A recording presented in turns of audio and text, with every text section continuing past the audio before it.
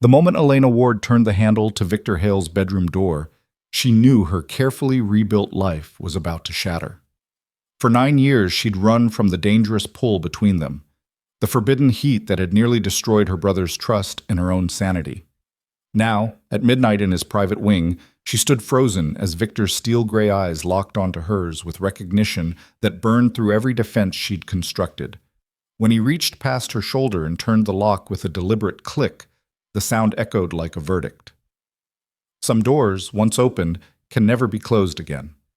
If you're ready to discover whether love can survive 9 years of restraint, betrayal, and the deadly world of Chicago's underworld, stay with me until the very end.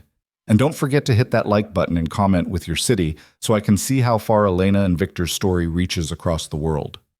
The manila folder trembled slightly in Elena's grip as she navigated the dimly lit corridors of the Hale Estate's East Wing. It was past midnight, the time Lucas had specified when he'd asked her to deliver the quarterly report directly to Victor's private quarters. A simple errand. In and out. No complications. She should have known better. Nothing involving Victor Hale had ever been simple. The East Wing felt different from the rest of the sprawling Chicago mansion, quieter, more intimate, stripped of the cold grandeur that characterized the public spaces where Victor conducted his business. Here, the hardwood floors gleamed beneath subdued lighting, and the air carried the faint scent of expensive cologne mixed with old books and leather. Elena's heels clicked softly against the floor as she approached the double doors at the end of the hallway. "The study," Lucas had said. "Leave it on his desk if he's not there." She'd nodded, relieved at the possibility of avoiding a face-to-face encounter entirely. 3 days back in Chicago, and she'd already seen Victor twice, both times from a careful distance, both times feeling the weight of his attention like a physical touch across crowded rooms. She'd perfected the art of strategic absence over the past 72 hours, accepting her brother's offer to work as his executive assistant while maintaining elaborate schemes to ensure she and Victor occupied different spaces at different times. It had almost worked. Elena paused outside the study doors, pressing her ear close to listen for signs of occupation. Silence. She exhaled slowly, then turned the handle and slipped inside. The study was empty, as hoped. Floor-to-ceiling bookshelves lined 2 walls, while a third showcased a collection of art that would make museums weep, pieces Victor had acquired through methods Elena preferred not to examine too closely. His desk commanded the center of the room, all dark wood and organized chaos, illuminated by a single lamp that cast long shadows across scattered papers. She crossed quickly to the desk, setting the folder down precisely in its center where he couldn't miss it. Mission accomplished. Time to leave. Elena turned toward the exit and froze. She'd entered through the wrong door. What she'd assumed was Victor's study was actually a sitting room. She could see now the subtle differences, the more personal touches, the doorway leading deeper into what could only be his private bedroom. Her pulse quickened as she realized her mistake, even as her treacherous gaze drifted toward that open doorway. Don't look, just leave. But she'd always been terrible at following her own good advice. Through the doorway, she could see the edge of a massive bed, sheets dark and rumpled as though recently vacated. A book lay face down on the nightstand. The soft glow of another lamp suggested someone had just been there, had just stepped away for a moment, might return at any second. Elena's heart hammered against her ribs as she backed toward what she hoped was the exit. Her hand found a door handle. She turned it, pulled, and stepped directly into Victor Hale's bedroom. The actual bedroom, not the sitting room. His most private space, the inner sanctum where no one was permitted without explicit invitation. The place where Chicago's most feared crime boss was supposed to be untouchable, unreachable, safe from intrusion. She'd walked right into it. Elena's breath caught in her throat as she registered her surroundings in one terrible sweep. The enormous bed dominated the space, its dark navy sheets twisted as though someone had left it hastily. Personal items scattered across surfaces, a watch, cufflinks, a glass of whiskey half-finished on the dresser. The room smelled like him, that intoxicating combination of danger and discipline that had haunted her dreams for 9 years. Run, now. She spun back toward the door she'd just entered through, her fingers already reaching for the handle when another door, one she hadn't even noticed, swung open across the room.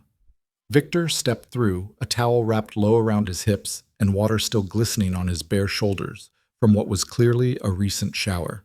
His dark hair was damp, pushed back from his face in a way that made him look younger than his 34 years, more vulnerable than she'd ever seen him.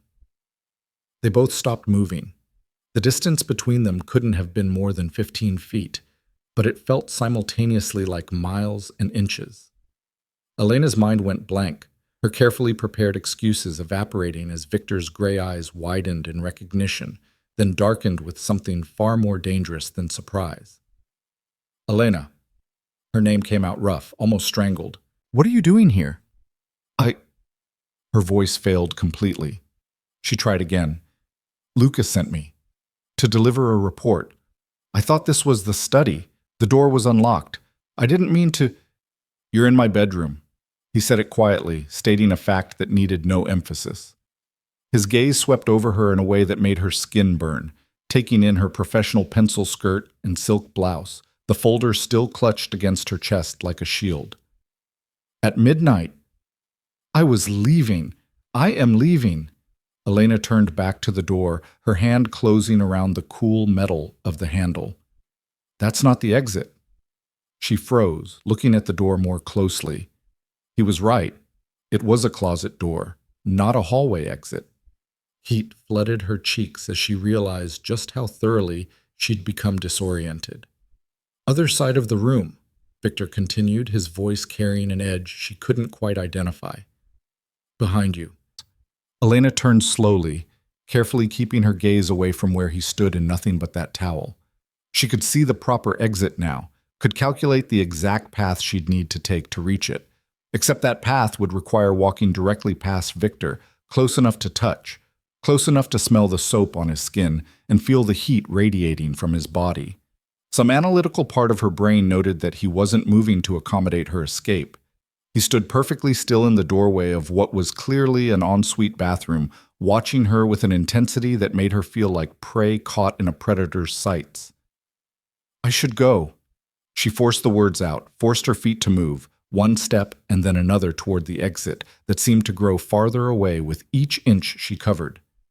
You should, Victor agreed. But then he moved too, not away, but toward her, closing the distance between them with deliberate steps. You've been back for 3 days. It wasn't a question, but Elena answered anyway. Yes. And you've been avoiding me. I've been busy. Don't. The single word cut through her excuse like a blade. Don't insult both of us by pretending you haven't been orchestrating our schedules to ensure we're never in the same room together. You leave meetings 5 minutes before I arrive. You take lunch at odd hours. Yesterday, you actually hid in the ladies' room when you saw me coming down the hallway. Elena's cheeks burned hotter. She hadn't realized he'd noticed that particular tactical retreat. I wasn't hiding. I had to. Why did you come back? Victor cut her off again, and now he was close enough that she could see the water droplets still clinging to his collarbone, close enough that she had to tilt her head back to maintain eye contact. After 9 years, why did you come back to Chicago? Lucas needed help with. Lucas has a staff of 40. Try again. The folder slipped from Elena's fingers, landing on the floor between them with a soft thud that neither of them acknowledged.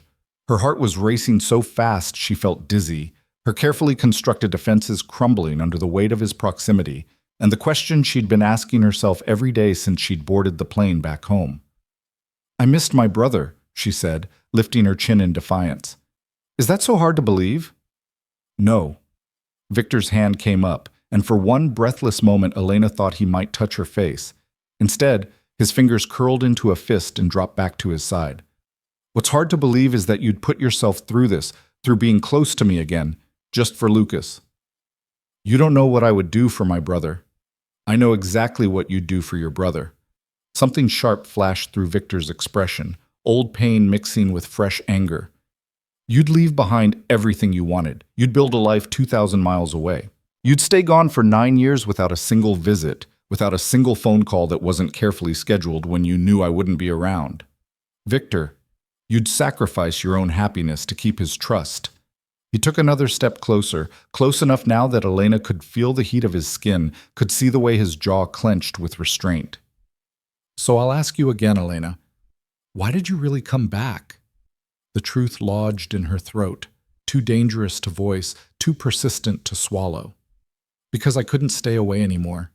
Because 9 years of distance didn't make this disappear. Because I'm tired of running from something that feels inevitable. It doesn't matter, she whispered instead. Nothing has changed. Lucas trusts you with his business. He trusts you with his life. But he made it clear 9 years ago what would happen if we ever what? Victor's voice dropped to something barely above a whisper, rough and raw and utterly compelling. Say it, Elena. Finish the sentence. You know what? I want to hear you say it. Elena's breath came faster as she met his gaze, those steel gray eyes that had haunted her across years and miles and countless attempts to forget. If we ever crossed the line, if we ever acted on this, she gestured helplessly between them, unable to name the thing that had been simmering for nearly a decade. He would never forgive either of us. You'd lose your best friend and second in command. I'd lose my brother. And what about what you'd gain? The question hung between them, heavy with implication and promise and threat all woven together. Elena shook her head, stepping back even as every cell in her body screamed at her to step forward instead. There's nothing to gain, she said, hating how her voice shook. Just everything to lose. Victor laughed, but there was no humor in it. You really believe that? After all this time, you still think this? He moved suddenly, closing the distance she'd created until they were nearly chest to chest. Is nothing? I didn't say it was nothing.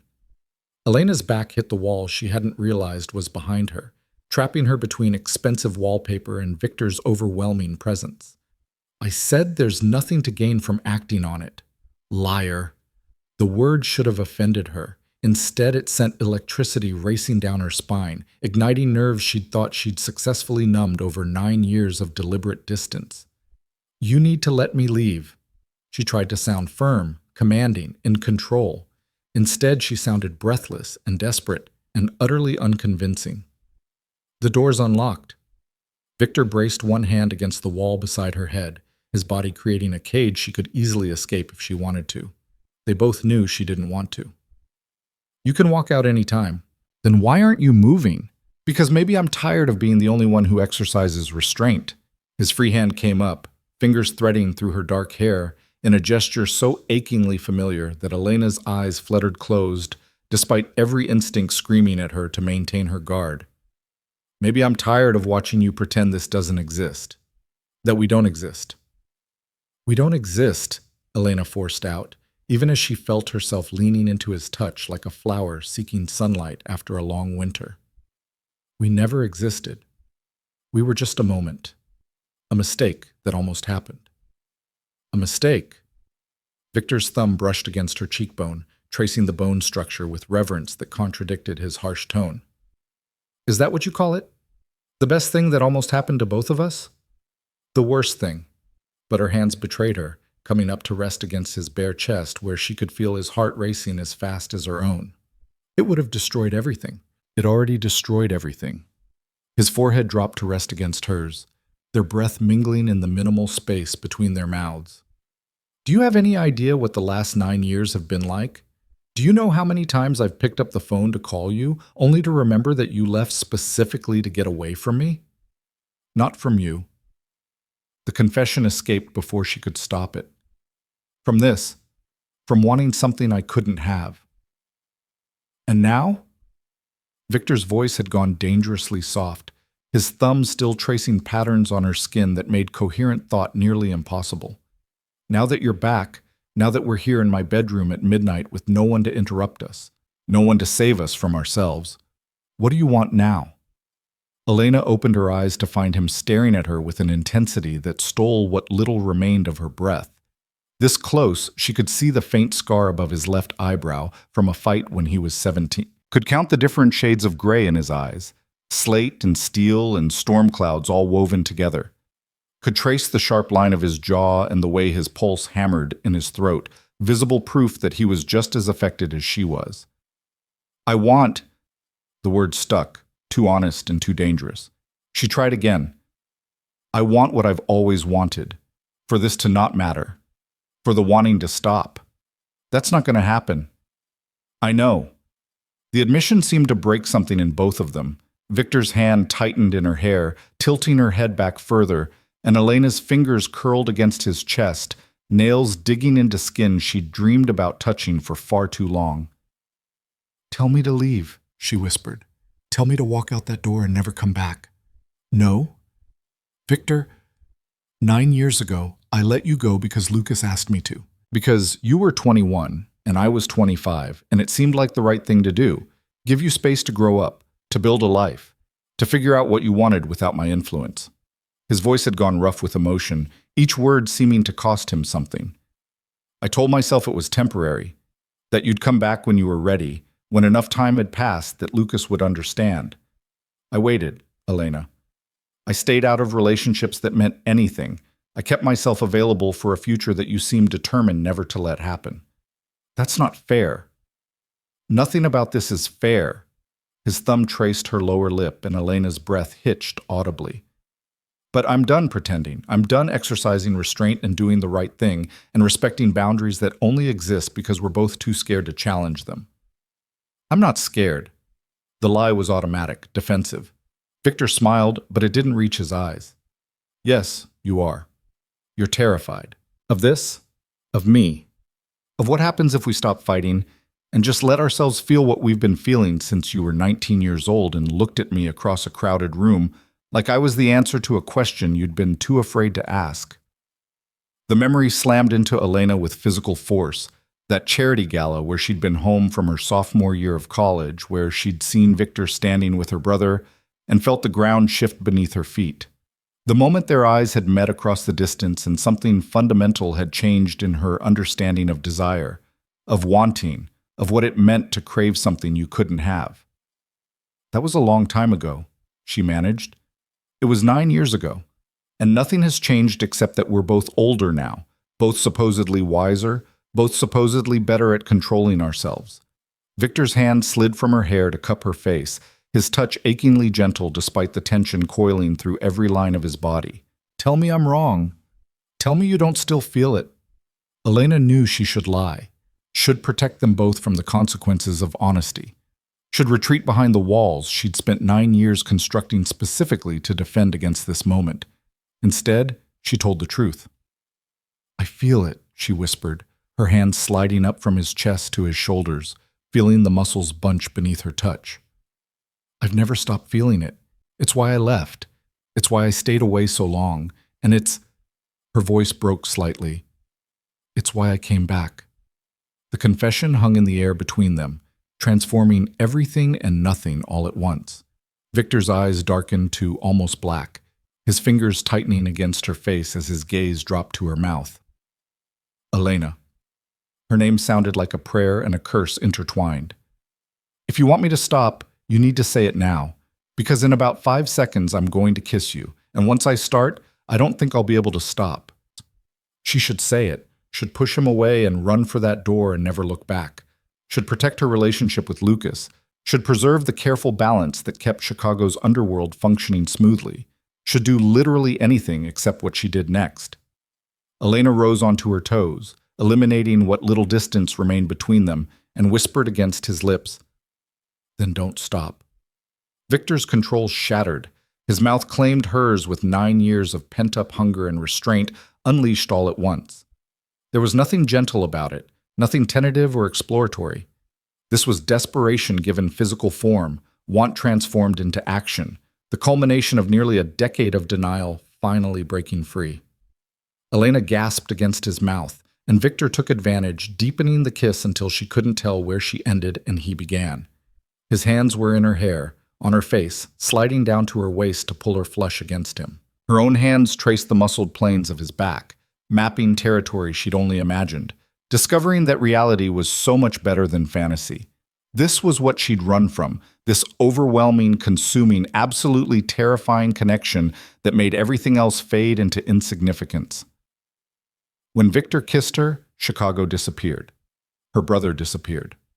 Consequences and logic and self-preservation all evaporated, leaving only this, his mouth on hers, his body pressed against her, the feeling that she'd finally come home after years of wandering.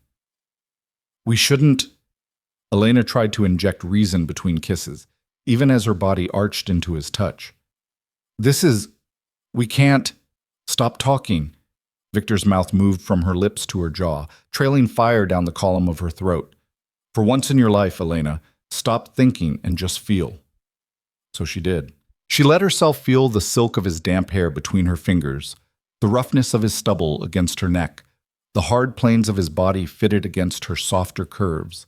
She let herself feel wanted and reckless and gloriously alive in a way she hadn't experienced since the last time he'd held her like this, 9 years ago in her brother's garden, under stars that had witnessed the beginning of everything and nothing all at once. A phone rang somewhere in the distance, shrill and insistent.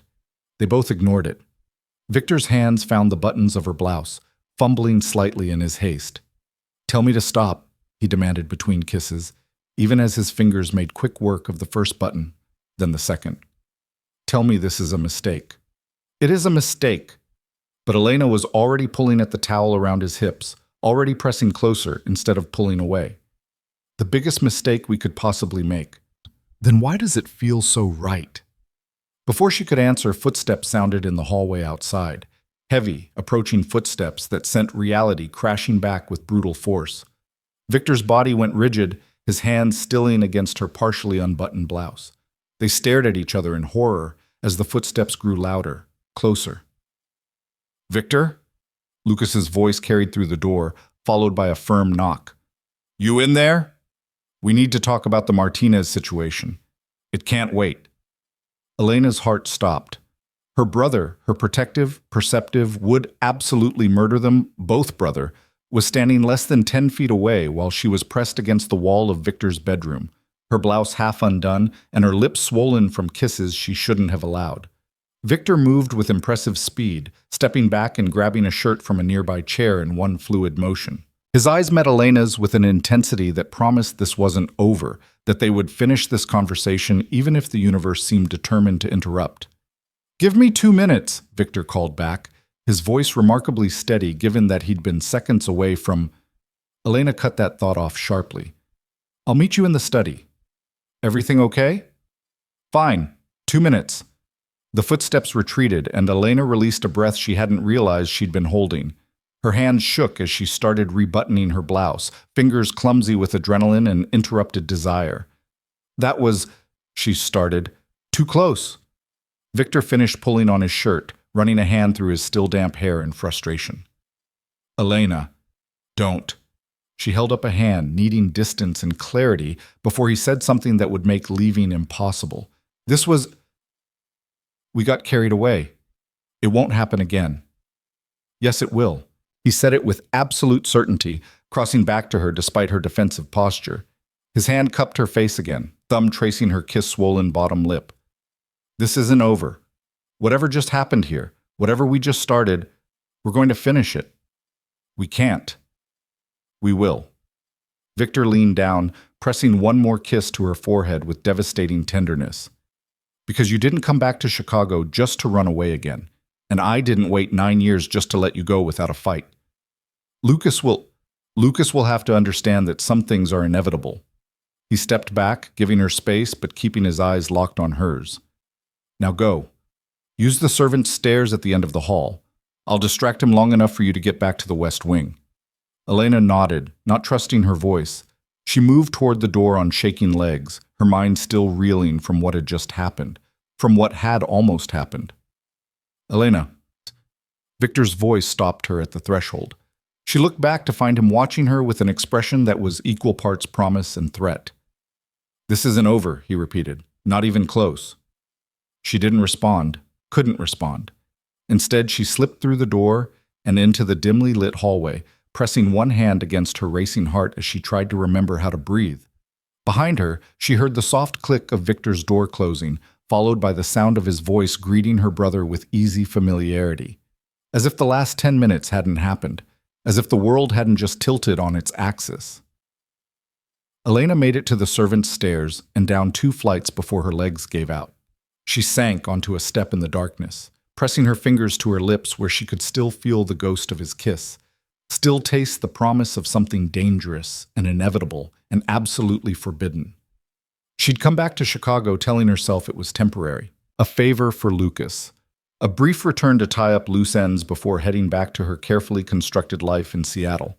But as she sat in the darkness with her heart still racing and her body still humming from Victor's touch, Elena finally admitted the truth she'd been hiding from for 9 years. She hadn't come back to Chicago for her brother. She'd come back for Victor. And now that she'd finally let herself feel what she'd been denying all this time, Elena had absolutely no idea how to walk away. Above her, she heard doors opening and closing, heard the murmur of male voices discussing business and territories and threats she should probably care about but couldn't focus on. Somewhere in that conversation, her brother was trusting Victor with his life, with his operation, with everything except the one thing Victor apparently wanted most: his sister. Elena closed her eyes and leaned her head back against the cool wall, letting the enormity of what she'd just done wash over her. One kiss. 9 years of restraint shattered by one kiss in a midnight encounter that should never have happened. Except it had happened. And Victor was right. This wasn't over. The real question was whether they'd survive what came next, or whether loving each other would destroy them both, along with everyone they cared about in the process. Elena sat in the darkness for a long time, listening to the sounds of the house settling around her, feeling the weight of inevitability pressing down like a physical force. Tomorrow, she'd go back to avoiding him. Tomorrow, she'd resurrect her defenses and rebuild her walls and pretend that tonight had been an aberration, a moment of weakness that wouldn't be repeated. But tonight, alone in the servants' stairwell of a mansion that had never felt like home until Victor had pressed her against his bedroom wall and kissed her like she was air and he was drowning. Tonight, she let herself admit the truth. She was in love with Victor Hale. She'd been in love with him for 9 years. And coming back to Chicago was either the bravest thing she'd ever done or the biggest mistake of her life. Possibly both. Elena finally stood, smoothing down her skirt and checking that her blouse was properly buttoned before making her way back to her room. As she walked through the quiet hallways, she became aware of a new sensation settling into her bones alongside the lingering heat of desire. Fear. Not of Victor, never of Victor, but of what loving him would cost. Of the choice she knew was coming, the impossible decision between the man she loved and the brother who'd raised her after their parents died, who'd sacrificed everything to give her a better life. Lucas had asked only one thing of her 9 years ago: stay away from Victor. For both their sakes, he'd said. For the stability of the organization. For the preservation of the friendship and trust that kept Chicago's underworld functioning. She'd agreed because it had seemed reasonable at the time. Because she'd been 21 and scared and convinced that distance would cure what she was feeling. But 9 years later, with Victor's kiss still burning on her lips and her body still aching for more, Elena finally understood what her brother had known all along. Some attractions didn't fade with distance. Some connections only grew stronger with time. And some loves were worth risking everything for, even when everything included the most important relationship in her life. The question was whether she was brave enough to take that risk, or whether fear would win, sending her running back to Seattle and another 9 years of pretending she could survive without the one man who'd ever made her feel completely, terrifyingly alive. Elena reached her room and locked the door behind her, leaning against it as exhaustion finally caught up with adrenaline. Through her window, she could see the lights of Chicago stretching out in all directions, beautiful and dangerous and full of possibility. Somewhere in this massive house, Victor was finishing his meeting with her brother, probably discussing logistics and territories and problems that needed solving. Was he thinking about her? Was he replaying those moments in his bedroom, analyzing every kiss and touch and whispered confession? Or had he already moved on, chalking it up to inevitable weakness before retreating back into the careful control he'd maintained for 9 years? Elena's phone buzzed with a text message. Her hand shook slightly as she pulled it from her pocket, breath catching when she saw Victor's name on the screen. "We need to talk. Tomorrow. No more running." 3 sentences that changed everything and nothing. Elena stared at the message for a long moment before typing her response. "I don't run." His reply came within seconds. "Liar. But I'll prove it tomorrow." "Sleep well, Elena. If you can." She threw her phone onto the bed and pressed both hands against her face, torn between laughing and crying and screaming in frustration. That insufferable, arrogant, absolutely correct man. Of course she wouldn't sleep. How could she sleep when her entire carefully ordered world had just imploded? But as Elena finally changed into pajamas and climbed into bed, staring at the ceiling while her mind refused to quiet, she couldn't quite suppress the small smile that curved her lips.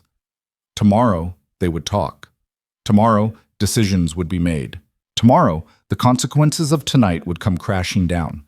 But tonight, she'd let herself remember the feel of Victor's mouth on hers, the strength of his arms around her, the sound of her name spoken like a prayer by the only man she'd ever loved. It was dangerous and reckless, and probably the beginning of the end. But for the first time in 9 years, Elena Ward felt like she'd finally come home. Even if home was the most dangerous place she could possibly be. Morning arrived with cruel efficiency, sunlight cutting through Elena's curtains like an interrogation lamp. She'd managed perhaps 2 hours of fractured sleep, her dreams a confused tangle of Victor's hands in her hair and Lucas's disappointed face and locked doors that led to rooms she couldn't escape. The face staring back at her from the bathroom mirror looked exactly like someone who'd spent half the night kissing her brother's best friend and the other half catastrophizing about the consequences. Dark circles shadowed her eyes, and her lips still felt tender from the pressure of Victor's mouth. Elena splashed cold water on her face, trying to shock herself into some semblance of professional composure. She had exactly 45 minutes before the morning briefing, a daily ritual where Lucas gathered his key people to discuss overnight developments and plan the day's operations. Victor would be there. She would be there. And somehow, Elena would have to sit across a conference table from him and pretend the world hadn't fundamentally shifted on its axis. Her phone buzzed as she was applying concealer to the evidence of her sleepless night. Conference room, 8 a.m. Don't even think about calling in sick. No name, but she didn't need one. Victor's arrogance translated perfectly via text message. Elena's fingers hovered over the keyboard, a dozen sharp responses forming and dissolving before she finally settled on simplicity itself. I'll be there. She arrived at the conference room at precisely 8 o'clock, having timed her entrance to coincide with the general shuffle of people finding seats and pouring coffee. Strategic camouflage among the crowd. Lucas stood at the head of the long mahogany table, reviewing notes on his tablet while his assembled team settled into their usual positions. Elena scanned the room quickly, cataloging exits and potential allies, and there. Victor sat 3 chairs down from Lucas on the right side, looking infuriatingly well-rested in a charcoal suit that probably cost more than her first car. His attention appeared focused entirely on his own phone, scrolling through messages with the kind of casual disinterest that might have fooled anyone who didn't know him as well as Elena did. But she saw the tension in his shoulders, the slight tightness around his mouth. He was as aware of her presence as she was of his, even without looking up. "Elena, good morning." Lucas smiled at her with genuine warmth, gesturing to an empty chair. "Coffee's fresh if you need it. You look tired." "Couldn't sleep," she said truthfully, sliding into the indicated seat, which happened to be directly across from Victor. Of course it was. The universe apparently had a twisted sense of humor. "New city sounds, I guess." "You lived here for 21 years, Lucas pointed out with brotherly amusement. "Pretty sure you know all the sounds already." "Maybe I forgot." Elena reached for the coffee carafe, concentrating on the simple mechanics of pouring and adding cream to avoid looking at the man across from her. "Funny how we forget things when we're away too long," Victor said quietly, his first words since she'd entered the room. "And how clearly we remember others." Elena's hand jerked slightly, sending a small splash of coffee over the rim of her cup. She grabbed a napkin, blotting at the spill while fury and embarrassment warred in her chest. He was baiting her, in front of everyone, in front of Lucas. "Memories can be unreliable," she replied coolly, finally meeting his gaze across the polished wood. "We tend to romanticize the past, make it better or worse than it actually was." "I don't romanticize." Victor's gray eyes held hers with an intensity that made it difficult to breathe. "I remember exactly how things were. Every detail. Every moment." The air between them thickened with tension that had nothing to do with the business meeting about to commence. Elena became hyper-aware of the other people in the room. Marcus, Lucas's head of security, reviewing something on his laptop. Jennifer, the logistics coordinator, scrolling through her phone. Two junior associates whose names Elena hadn't yet learned, looking bored and slightly hungover. No one seemed to notice the silent war being waged across the conference table. "All right, everyone." Lucas clapped his hands once, drawing attention to the front of the room. "Let's get started. We've got a lot to cover this morning." The meeting proceeded with professional efficiency as Lucas outlined overnight developments in their various operations. Shipments that needed rerouting, a territorial dispute on the south side that required delicate negotiation, intelligence suggesting the Martinez family was making moves that warranted closer monitoring. Elena tried to focus on the information, taking notes and asking relevant questions when appropriate. But her attention kept drifting across the table where Victor sat, contributing his own observations with the kind of strategic brilliance that had made him invaluable to Lucas's organization. She'd forgotten this about him.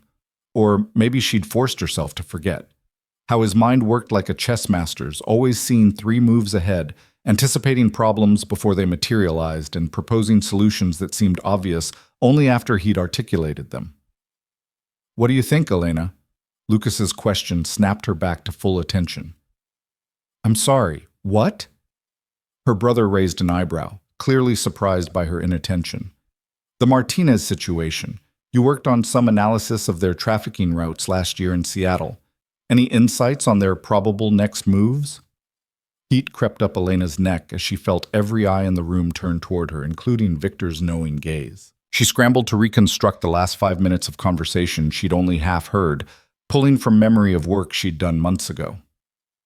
"The Martinez family operates on a quarterly expansion model," she said, hoping her voice sounded more confident than she felt. "If they're making moves now in January, it means they're positioning for spring implementation. They'll want supply lines established before the weather improves and transportation becomes easier." "Which means," Lucas prompted, "which means they're vulnerable right now." Elena warmed to the analysis, her professional expertise overriding personal distraction. "They're overextended, committing resources to infrastructure before they have the operational capacity to defend it. If you wanted to apply pressure, the next 6 weeks would be optimal timing." Lucas nodded slowly, clearly considering this angle. "Victor, what do you think?" "I think your sister is exactly right." Victor's voice carried an edge of something that might have been pride or challenge or both. "The Martinez family has always been aggressive in expansion, but sloppy in consolidation. They build first and defend second. It's a critical weakness we'd be foolish not to exploit." "Agreed." Lucas made a note on his tablet. "Marcus, I want surveillance increased on their new acquisition points. Jennifer, start mapping alternative supply routes in case they retaliate by disrupting our current channels. Victor, I'll reach out to our contacts in their organization," Victor finished. "See if anyone's unhappy enough with the aggressive timeline to provide useful intelligence."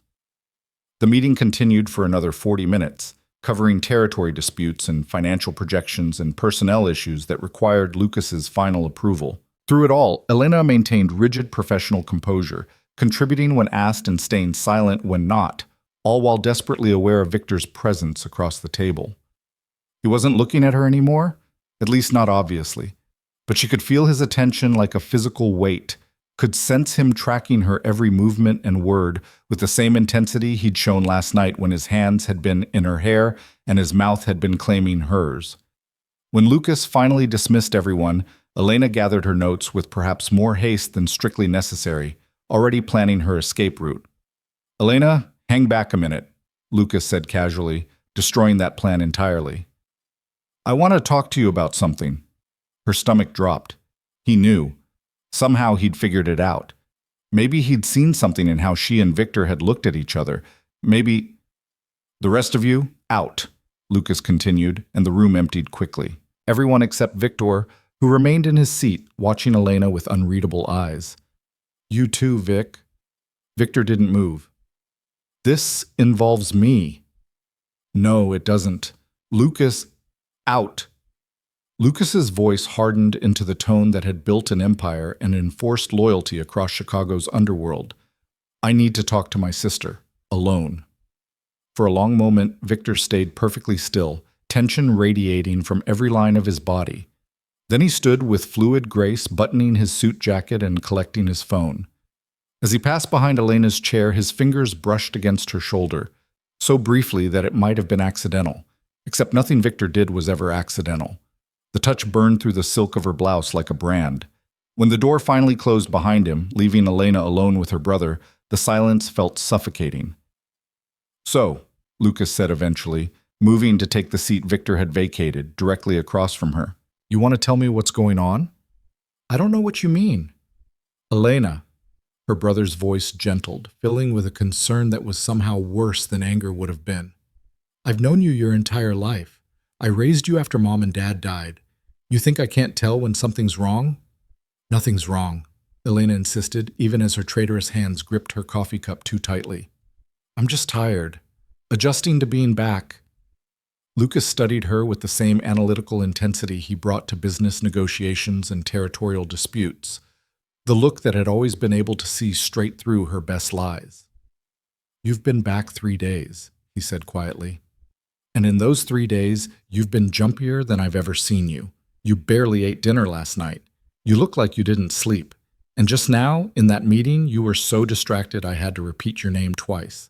"I told you, is it a man?" The question hit like a physical blow, stealing whatever weak excuse Elena had been formulating. She stared at her brother, watching concern shift into something more complicated, protectiveness mixed with resignation, as if he'd already guessed the answer and was bracing himself for confirmation. "Because if someone hurt you in Seattle," Lucas continued, his voice taking on a dangerous edge, "if someone is the reason you came home, you need to tell me right now." "No one hurt me." Elena forced the words out past the tightness in her throat. "Lucas, I promise it's nothing like that." Some of the tension eased from her brother's shoulders, though his expression remained troubled. "Then what is it? Elena, talk to me. Whatever's going on, we'll figure it out together. That's what family does." Family. The word twisted like a knife because that was exactly the problem. Victor wasn't just some man. He was Lucas's best friend, his second in command, the person he trusted more than anyone in the world except possibly Elena herself. "I just need time to adjust," Elena said finally, hating the half-truth but unable to offer anything closer to honesty. "Coming back after 9 years, it's harder than I expected. All the memories, all the changes. I'll be fine. I just need a few more days to find my rhythm." Lucas reached across the table, covering her hand with his own. "You know you can tell me anything, right? No matter what it is, no matter how complicated. You're my sister. There's nothing more important to me than making sure you're okay." The genuine love in his voice made Elena want to cry, or confess, or both. "I know," she whispered. "I know, Lucas. And I'm okay. I promise." He squeezed her hand once before releasing it, though skepticism still shadowed his features. "All right, but if that changes, if you need anything, you'll be the first person I tell." Another lie to add to the growing collection. Lucas stood, gathering his tablet and phone. "I've got a meeting across town in 30 minutes. You gonna be all right here today? I can have Marcus stick around if you need." "I'm fine," Elena assured him quickly. The last thing she needed was Lucas's head of security shadowing her movements. "I've got plenty of work to catch up on. Go. Do whatever empire building you have scheduled." Her brother smiled at that, some of the worry easing from his expression. "Empire maintenance, mostly. Far less glamorous than it sounds." He paused at the door, looking back at her with an expression she couldn't quite read. "Elena, I'm really glad you're home. Whatever brought you back, I'm glad you're here." Then he was gone, leaving Elena alone in the conference room with her guilt and her coffee and the ghost of Victor's touch still burning on her shoulder. She lasted exactly 5 minutes before her phone buzzed. "Garden, 20 minutes. We're finishing this conversation." Elena closed her eyes, torn between fury at Victor's presumption and relief that she wouldn't have to wait any longer for the confrontation she'd been dreading and craving in equal measure. She made it 15 minutes before giving in to inevitability. The garden occupied a surprisingly large portion of the estate's grounds, a carefully manicured space of winding paths and strategic plantings that provided both beauty and privacy. In summer, it would be spectacular. In January, it was stark and skeletal, branches bare against a gray sky that threatened snow. Elena found Victor standing near the far edge, where an ornate gazebo overlooked the frost-covered lawn. He'd shed his suit jacket despite the cold, standing in just shirt sleeves and vest, looking like some modern prince surveying his kingdom. He turned as she approached, and the expression on his face stole what little remained of her composure: raw hunger, mixed with frustration and something that looked dangerously like hope. "You're late," he said. "You're presumptuous." Elena stopped a careful distance away, maintaining space between them even as every cell in her body screamed to close it. "You don't get to summon me like I'm one of your subordinates, Victor." "No?" He moved toward her with predatory grace, erasing the distance she'd established. "Then how should I treat you, Elena? Like a colleague? Like my best friend's sister? Like the woman who was in my bedroom last night with her hands on my skin and her mouth on mine?" "Stop." The word came out breathless rather than commanding. "We can't. This can't happen." "Why not?" "You know why not. Lucas would never forgive either of us. Your friendship, your partnership, everything you've built together would be destroyed." Victor laughed, but there was no humor in it. "You think I don't know that? You think I haven't spent 9 years weighing exactly what I'd lose if I pursued this?" He was close enough now that Elena could see the fine lines around his eyes, evidence of sleepless nights that matched her own. "I know the cost, Elena. I've calculated it 1,000 different ways, and I've finally accepted that some things are worth the price." "Easy for you to say."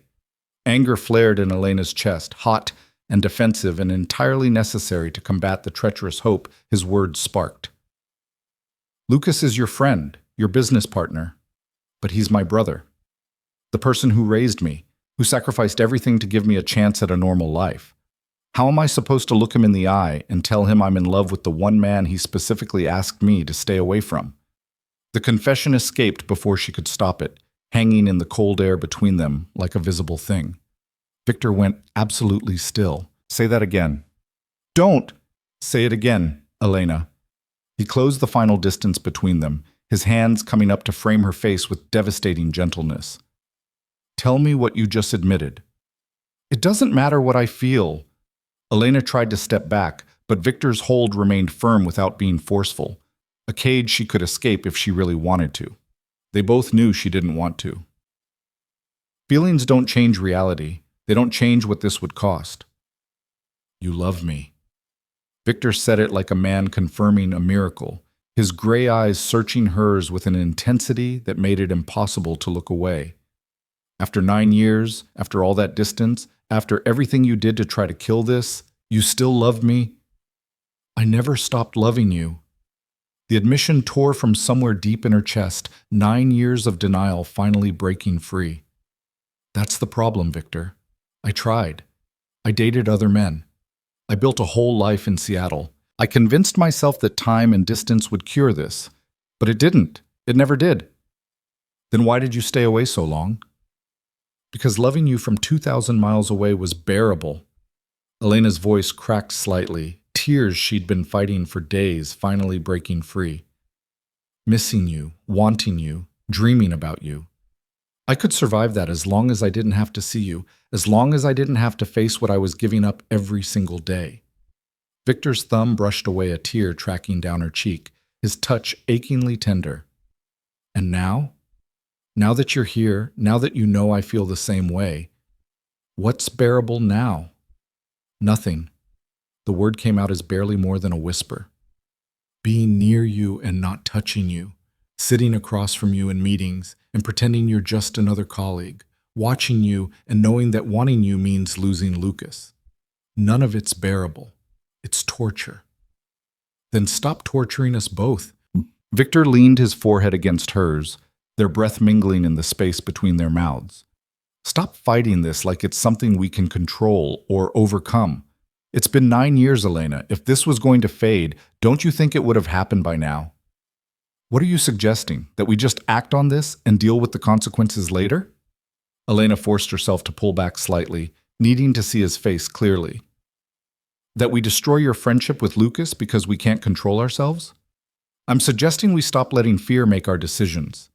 Victor's hand slid from her face to her shoulders, holding her steady when she would have retreated further. I'm suggesting that maybe, just maybe, Lucas will understand if we're honest with him. If we show him this is real, that we're serious about each other. You don't know him like I do. Elena shook her head, fresh tears spilling over despite her best efforts to contain them.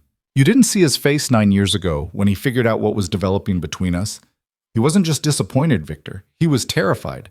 Terrified that mixing his personal life with his business would compromise everything he'd worked for. Terrified that if it ended badly, he'd lose both of us. And if it doesn't end badly? Victor challenged. What if this is exactly what it feels like? Inevitable and permanent and worth fighting for. Then we still hurt him. We still betray his trust. We still force him to choose between his best friend and his sister, and no matter which one he chooses, someone gets destroyed in the process. Victor was quiet for a long moment, his eyes scanning her face like he was memorizing every detail. When he finally spoke, his voice was rough with emotion. So what's your solution? We just pretend last night didn't happen? Go back to avoiding each other and maintaining polite distance while we both slowly die inside? I don't have a solution. Elena pressed the heels of her hands against her eyes, trying to stop the tears that kept coming. I don't know how to fix this. I don't know how to choose between the two most important people in my life. You shouldn't have to choose. But I do. She dropped her hands, meeting his gaze with all the hopeless love she'd been hiding for 9 years laid bare in her expression. And that's what makes this impossible. Victor pulled her against his chest suddenly, wrapping his arms around her with fierce protectiveness. Elena should have resisted, should have maintained the distance she'd been fighting for. Instead, she melted into his embrace, pressing her face against his shirt and breathing in the scent of him, expensive cologne and coffee, and something indefinably Victor that had haunted her dreams for years. I won't push you, he murmured against her hair. I won't force you into a position where you have to choose. But Elena, I need you to understand something. He pulled back just enough to tilt her face up toward his. I'm not going anywhere. I'm not giving up on this. On us. I waited 9 years, and I'll wait 90 more if that's what it takes. But I'm not pretending anymore. I can't. Victor, I love you. The declaration fell into the space between them with the weight of absolute truth. I've loved you since you were 19 years old and looked at me across that ballroom like I'd hung the stars. I've loved you through every day of the last 9 years, through every woman I dated trying to forget you, through every night I dreamed about what might have been if we'd been brave enough to fight for this. Elena's breath caught in her chest, her heart simultaneously soaring and breaking at his confession. So here's what's going to happen, Victor continued, his voice steady despite the emotion flickering across his features. I'm going to give you time, space, whatever you need to figure out what you want, but I'm also going to be honest with you, with myself, and eventually with Lucas if it comes to that, because I'm done hiding. I'm done pretending this doesn't matter. And if I can't, Elena's voice broke. If I can't find a way to make this work without destroying everything, then I'll accept that. Victor's thumb traced her jawline with heartbreaking tenderness. I'll respect your choice, but I need you to make that choice knowing the full truth, that I love you, that I want you, and that there's nothing I wouldn't give up for a chance at a real future together. Even your friendship with Lucas?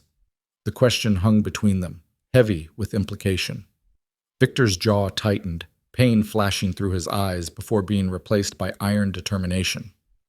Even that, if it came down to choosing between his friendship and a life with you, Elena, there's no contest. There never has been. Before Elena could respond, before she could process the enormity of what he was offering to sacrifice, voices drifted across the garden, laughter and conversation drawing closer. They sprang apart like guilty teenagers, Victor running a hand through his hair, while Elena frantically wiped at her tear-stained cheeks. 2 junior associates rounded the corner of the path, deep in discussion about something Elena couldn't focus on through the pounding of her heart. The men nodded politely as they passed, their attention too focused on their conversation to notice the tension crackling in the air. When they'd moved out of earshot, Elena turned back to Victor, finding him watching her with an expression that made her knees weak. "This conversation isn't over," he said quietly. "I know, but you need time." "Yes," Victor nodded slowly, accepting her answer even as frustration shadowed his features. "Then take it." "But Elena?" He waited until she met his eyes. "Don't take 9 more years, because I don't think either of us can survive that again." He walked away before she could respond, his silhouette growing smaller against the gray winter sky until he disappeared entirely, leaving Elena alone in the garden where this had all begun so many years ago. She sank onto the gazebo bench, her legs suddenly unable to support her weight. Around her, the skeletal branches swayed in the cold wind, and somewhere in the distance she could hear the sounds of the estate going about its daily business, cars coming and going, voices calling instructions, the ordinary rhythms of a criminal empire disguised as a legitimate enterprise. Elena closed her eyes, pressing one hand against her chest where her heart still raced from Victor's proximity, from his confession, from the impossible weight of loving someone you couldn't have without destroying everything else you held dear. She'd thought coming back to Chicago would provide clarity, would help her understand whether what she'd felt for Victor had been real or simply the product of proximity and forbidden attraction, and youth's tendency to romanticize the unattainable. Instead, she'd discovered that 9 years had only intensified everything: the wanting, the loving, the impossible certainty that Victor Hale was the only man she'd ever won in quite this way, completely, desperately, with the kind of consuming passion that made everything else fade into insignificance. But certainty didn't solve anything. It didn't change the fundamental equation. Choosing Victor meant losing Lucas, and losing Lucas meant destroying the family bond that had defined her entire life. Elena's phone buzzed in her pocket. She pulled it out with shaking hands, half expecting another message from Victor. Instead, it was Lucas. "Dinner tonight? Just the two of us. Want to hear about Seattle, about your plans while you're here. Miss hanging out with my little sister." Fresh tears spilled down Elena's cheeks as she typed her response. "Of course. I'd love that." Because she would. Because despite everything, despite the impossible situation she'd walked into, Lucas was still her brother, still the person who'd sacrificed his own youth to raise her, still the most important relationship in her life. Except he wasn't. Not anymore. Victor had become that. Somewhere over 9 years of distance and denial, and desperate attempts to convince herself that first love could be overcome, Victor Hale had become the most important person in her world. And Elena had absolutely no idea how to reconcile those two truths without someone getting destroyed in the process. The gala was everything Elena had been dreading. 300 of Chicago's elite packed into the Intercontinental Ballroom, champagne flowing like water, and Victor Hale standing near the bar in a tuxedo that should have been illegal. She'd spent the past 2 weeks perfecting the art of controlled distance, polite nods across conference rooms, brief professional exchanges when business demanded it, careful orchestration to ensure they were never alone together, never close enough for him to repeat his garden confession or for her to admit how much those words had undone her. It was torture of the slowest, most exquisite kind. Tonight, however, offered no escape routes. Lucas had insisted both she and Victor attend this charity event, some cancer research foundation that several of their legitimate business partners supported. Declining would have raised questions neither of them could afford to answer. So Elena had armed herself with a midnight blue gown that hugged every curve before flowing to the floor in elegant waves, had styled her dark hair into an intricate updo that took 45 minutes to perfect, and had walked into the ballroom with her head high and her heart hammering against her ribs. That had been 2 hours ago. She'd spent the intervening time being introduced to what felt like every wealthy socialite in Chicago, making small talk about her years in Seattle, deflecting questions about whether she planned to stay, all while hyper-aware of exactly where Victor was in the room at any given moment. He was dancing now with Isabel Morrison, daughter of one of Lucas's investment partners, a willowy blonde who laughed at something Victor said while pressing unnecessarily close. Elena told herself the jealousy burning through her chest was ridiculous, unjustified. She had no claim on him, had made it abundantly clear that pursuing anything between them was impossible. That didn't stop her from wanting to cross the ballroom and remove Isabel's perfectly manicured hand from Victor's shoulder. "You're staring." Lucas appeared at her elbow, holding 2 champagne flutes and wearing an expression of brotherly amusement. "Try to be less obvious about it." Elena's stomach dropped. as she tore her gaze away from the dance floor. I wasn't staring, I was just glaring daggers at Isabel Morrison while Victor dances with her. Lucas handed her one of the glasses, his smile sharpening slightly. Elena, I've seen that look before. Usually right before you systematically destroyed whatever toy I'd been playing with that you decided should be yours instead. I was 6 years old. You were territorial. Lucas took a sip of his champagne, his attention drifting to where Victor and Isabel swayed to the orchestra's rendition of something classical and romantic. Some things don't change, I guess. Elena's pulse quickened, fear spiking through the jealousy. Did he know? Had he figured it out despite all her careful avoidance? I don't know what you mean. Don't you? Her brother's voice had lost its teasing edge, replaced by something more serious. Elena, you've been home for 2 weeks. In that time, you've been jumpy, distracted, and clearly avoiding someone. I'm not an idiot. I know the signs. Lucas, is it Victor? The question landed like a physical blow, stealing Elena's breath and confirming her worst fear. He knew. Somehow, he'd figured it out, and now everything was about to implode. I don't... She couldn't finish the sentence, couldn't form a coherent lie under the weight of her brother's knowing gaze. Lucas sighed, setting his champagne glass down on a nearby table. I'm going to ask you something, and I need you to be honest with me. Did something happen between you two while you were in Seattle? Is that why you came back? What? No. That, at least, was completely true. Lucas, I haven't seen Victor in 9 years, not once. I promised you I'd stay away, and I did. Some of the tension eased from her brother's shoulders, though concern still shadowed his features. Then what's going on? Because the way you two have been dancing around each other, the tension whenever you're in the same room, Elena, it's like watching a bomb waiting to explode.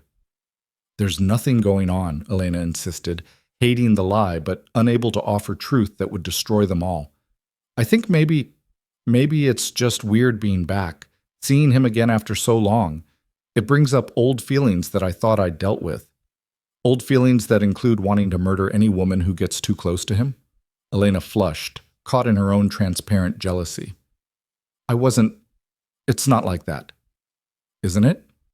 Lucas studied her with the analytical intensity he usually reserved for business negotiations. Elena, I'm going to be straight with you. I asked you to keep your distance from Victor 9 years ago for specific reasons. Those reasons haven't changed. If anything, they've become more complicated. I know. I remember. Every word of that conversation was burned into Elena's memory. Lucas's careful explanation of why mixing family with business was dangerous, why her developing feelings for his best friend represented a threat to everything he'd built. Do you? Her brother's voice softened slightly. Because I'm not sure you understand how precarious things are right now. The Martinez family is making aggressive moves. We've got territorial disputes on 3 fronts. Victor is the only person I trust completely to have my back when things get ugly. I need him focused, undistracted, and Elena, you are the most beautiful distraction I can imagine. The compliment, delivered with brotherly affection, somehow made everything worse. Lucas, I'm not trying to distract anyone. I'm just trying to do my job and help you with... I know. He squeezed her shoulder gently. I know you're not doing it on purpose. But that doesn't change the reality. Victor has been different since you came back. More on edge, making mistakes he never makes. Yesterday, he nearly greenlit a shipment without proper verification because he was distracted during the briefing. That's not like him. Guilt twisted through Elena's chest like a physical pain. I didn't mean to... Hey, Lucas's voice gentled further. I'm not blaming you. I'm just asking you to be aware. And maybe, if those old feelings are still there, to consider whether staying in Chicago is really the best choice for everyone involved. The suggestion felt like ice water down her spine. You want me to leave? I want you to be happy. Lucas pulled her into a brief hug, speaking against her hair. More than anything, I want that. But Elena, if being here means opening old wounds that never properly healed, if it means putting yourself through torture, watching Victor move on with his life, maybe Seattle is where you belong after all. He released her and stepped back, his expression a complicated mix of love and concern and something that looked like resignation. Think about it, okay? No rush. Just consider what's best for you, not what you think I need. Then he was gone, moving off to greet newly arrived guests, leaving Elena standing alone with her champagne and her guilt and the terrible knowledge that her brother was right about everything except the most important part.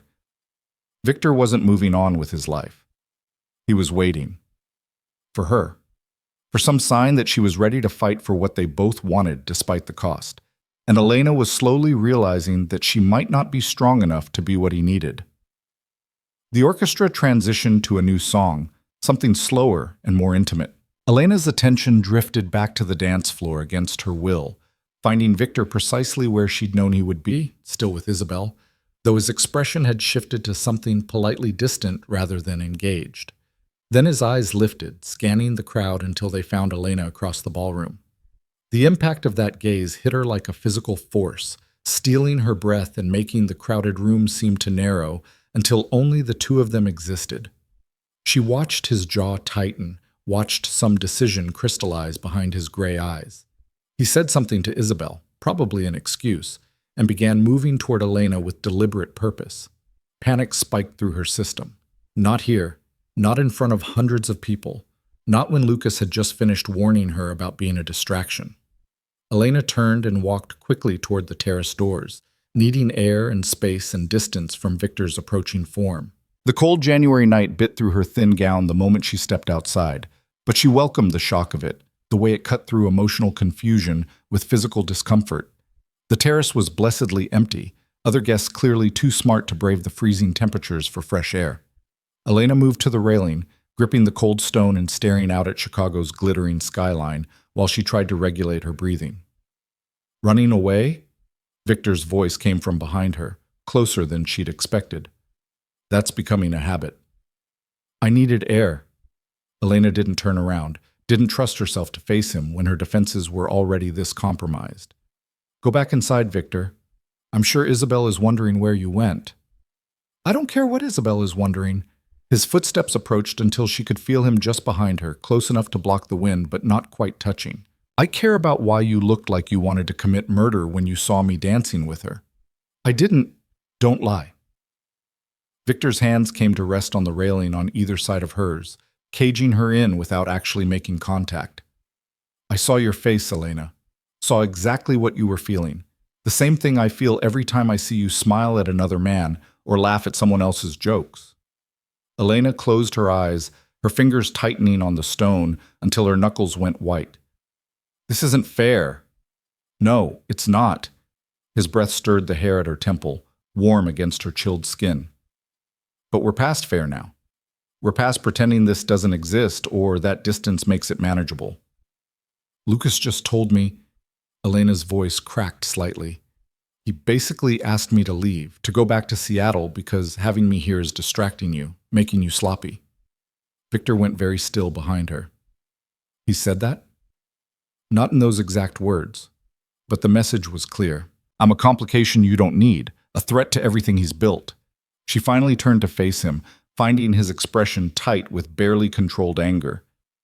He's right, Victor. You know he is. This thing between us, it's already causing problems, and we haven't even acted on it. We did act on it. Victor's hand came up to cup her face, his thumb tracing her cheekbone with devastating gentleness. 2 weeks ago in my bedroom, and in the garden when I told you I loved you. We've been acting on it every time we look at each other, every time we pretend we can stay away. Those were mistakes. No. The word came out sharp, definitive. They were the only honest moments we've had in 9 years. Everything else, the distance, the avoidance, the careful professionalism, that's the mistake. Elena shook her head, even as she leaned into his touch like a flower seeking sunlight. Victor, I can't. Marcus Daniels, a voice called from the terrace doors. Elena and Victor sprang apart as a middle-aged man in an expensive suit approached, his expression friendly but curious. Thought that was you out here. And Victor Hale, as I live and breathe. Don't you two know it's freezing? Marcus. Victor's voice had smoothed into professional courtesy so quickly that Elena might have believed she'd imagined the raw emotion of seconds before. Good to see you. Elena, this is Marcus Daniels. He handles security consultation for several of our partners. Marcus, Elena Ward, Lucas's sister. A pleasure. Marcus shook her hand with genuine warmth. Lucas mentioned you'd come back to town. How are you finding Chicago after your time away? Cold, Elena managed, grateful for the excuse her shivering provided. I'd forgotten how brutal January can be. Marcus laughed. That's what you get for abandoning us for the Pacific Northwest. Though I have to say, Victor here seems to be handling the cold just fine, barely even wearing a coat. I run hot. Victor's eyes met Elena's briefly, and the double meaning in his words sent heat flooding through her despite the temperature. Well, I'll let you two get back inside before you turn into ice sculptures. Marcus clapped Victor on the shoulder. Victor, we should grab lunch next week. I've got some ideas about the new security protocols you mentioned. Sounds good. Call Jennifer to set it up. When Marcus had disappeared back into the ballroom, Elena and Victor stood in loaded silence, the conversation they'd been having hanging unfinished between them. We should go back in, Elena said finally. People will notice if we're both gone too long. Let them notice. But Victor stepped back, creating necessary distance even as everything in his expression argued against it. Elena, this conversation isn't… I know. She cut him off before he could finish, before he could say something that would make leaving impossible. But not here. Not tonight. There are 300 witnesses and my brother watching my every move. Please, Victor, not tonight. For a long moment, she thought he might argue, might push until she either gave in completely or broke down entirely. Instead, he nodded slowly, defeat and frustration warring across his features. 1 week, he said quietly. I'm giving you 1 more week to figure out what you want. To decide if you're brave enough to fight for this, or if you're going to run back to Seattle and spend another 9 years pretending you can live without me. And if I choose Seattle? Victor's jaw clenched, pain flashing through his eyes before being replaced by iron determination. Then I'll respect your decision. But Elena, make sure it's actually your decision. Not Lucas's fear, not your guilt, not your worry about what people will think. If you walk away from this, from us, make sure it's because you genuinely don't want me enough to fight for it. He turned and walked back toward the ballroom, leaving Elena alone on the terrace with her racing heart and the terrible knowledge that she did want him enough to fight for it. She just wasn't sure she was strong enough to survive the war that fighting would require. Elena forced herself to wait 5 minutes before following Victor inside, using the time to compose her expression and regulate her breathing. When she finally re-entered the ballroom, she scanned the crowd quickly, cataloging positions and potential problems. Victor stood near the bar, deep in conversation with 2 men she didn't recognize. His expression was professionally engaged, nothing in his posture suggesting the emotionally charged confrontation that had just occurred. Lucas was across the room, laughing at something one of his investment partners had said. He caught Elena's eye and smiled, gesturing her over. She'd made it perhaps 3 steps in his direction when Isabel Morrison appeared at her elbow, all blonde perfection and practiced charm. Elena, isn't it? Isabel's smile was friendly but assessing. I wanted to introduce myself properly. Your brother has mentioned you several times. All good things, I hope. Elena accepted the hand Isabel offered, noting the strength in her grip. Of course, he clearly adores you. Isabel's gaze drifted toward where Victor stood. I have to say, you're lucky to work so closely with such talented men. Victor especially. He's quite remarkable.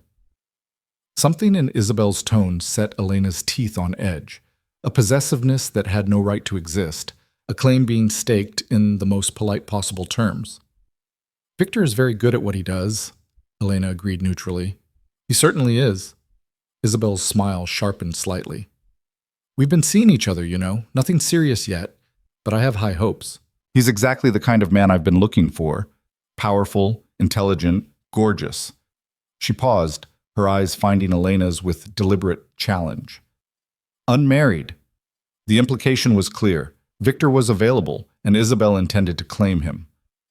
Elena felt something crack in her chest, rage and jealousy and territorial possessiveness all surging up in a wave she couldn't quite control. Every carefully constructed defense, every rational argument for why she should stay away from Victor, evaporated in the face of another woman declaring her intention to pursue him. "How lovely for you," Elena heard herself say, her voice saccharine sweet and utterly unconvincing. "Though I should mention that Victor tends to be, what's the word, non-committal. I'd hate for you to get your hopes up only to be disappointed." Isabel's smile froze slightly. "And you would know this how?" "I was under the impression you just moved back to Chicago after being gone for years." "I've known Victor since I was 19. Elena lifted her chin, some reckless part of her brain taking over completely. "I probably understand him better than anyone except my brother." "How fascinating." Isabel's tone had gone sharp, her friendly facade cracking. "Then perhaps you can tell me, is there some reason Victor seems so distracted lately? So tense? He's been wonderful to me, but there's something he's holding back. Something or someone he can't quite let go of." The accusation hung between them, thinly veiled by polite phrasing. Elena should have deflected, should have smiled and claimed ignorance and extracted herself from this increasingly dangerous conversation. Instead, she met Isabel's gaze with unflinching directness. "Maybe you should ask him that yourself," she said softly, "though I suspect you won't like the answer." Isabel's eyes narrowed, but before she could respond, a commotion near the entrance drew everyone's attention. Lucas was striding toward the doors, his expression thunderous, with Marcus and several other security personnel following quickly. Elena's stomach dropped. Something was wrong. Very wrong. She moved toward her brother instinctively, arriving just as he was pulling on his coat and barking instructions into his phone. "What's happened?" she demanded. Lucas looked at her, and the fury in his expression made her step back. "Someone's been skimming from our accounts, $50,000 over the past month. Small amounts, carefully hidden, but my accountant finally caught the pattern." "Who?" "The transactions were authorized using your employee code." The words hit Elena like a physical blow. "What? That's impossible. I haven't authorized any—" "Lucas, I swear to you I didn't—" "I know you didn't." Her brother's voice gentled slightly, though anger still simmered beneath the surface. "Someone set you up, used your access to cover their theft, and I'm going to find out who and make them regret every cent they stole." Victor appeared at Lucas's shoulder, his expression dark with controlled rage. "I've already got people pulling security footage from your office. We'll find who accessed her computer." "It had to be someone with inside knowledge," Marcus added. "Someone who knew Elena would have the right level of access, but wouldn't be monitoring transactions closely yet since she just started." Elena's mind raced, trying to process the implications. Someone had deliberately framed her, had stolen money and made it look like she was responsible. Why? To discredit her? To drive a wedge between her and Lucas? To force her out of Chicago? "Elena."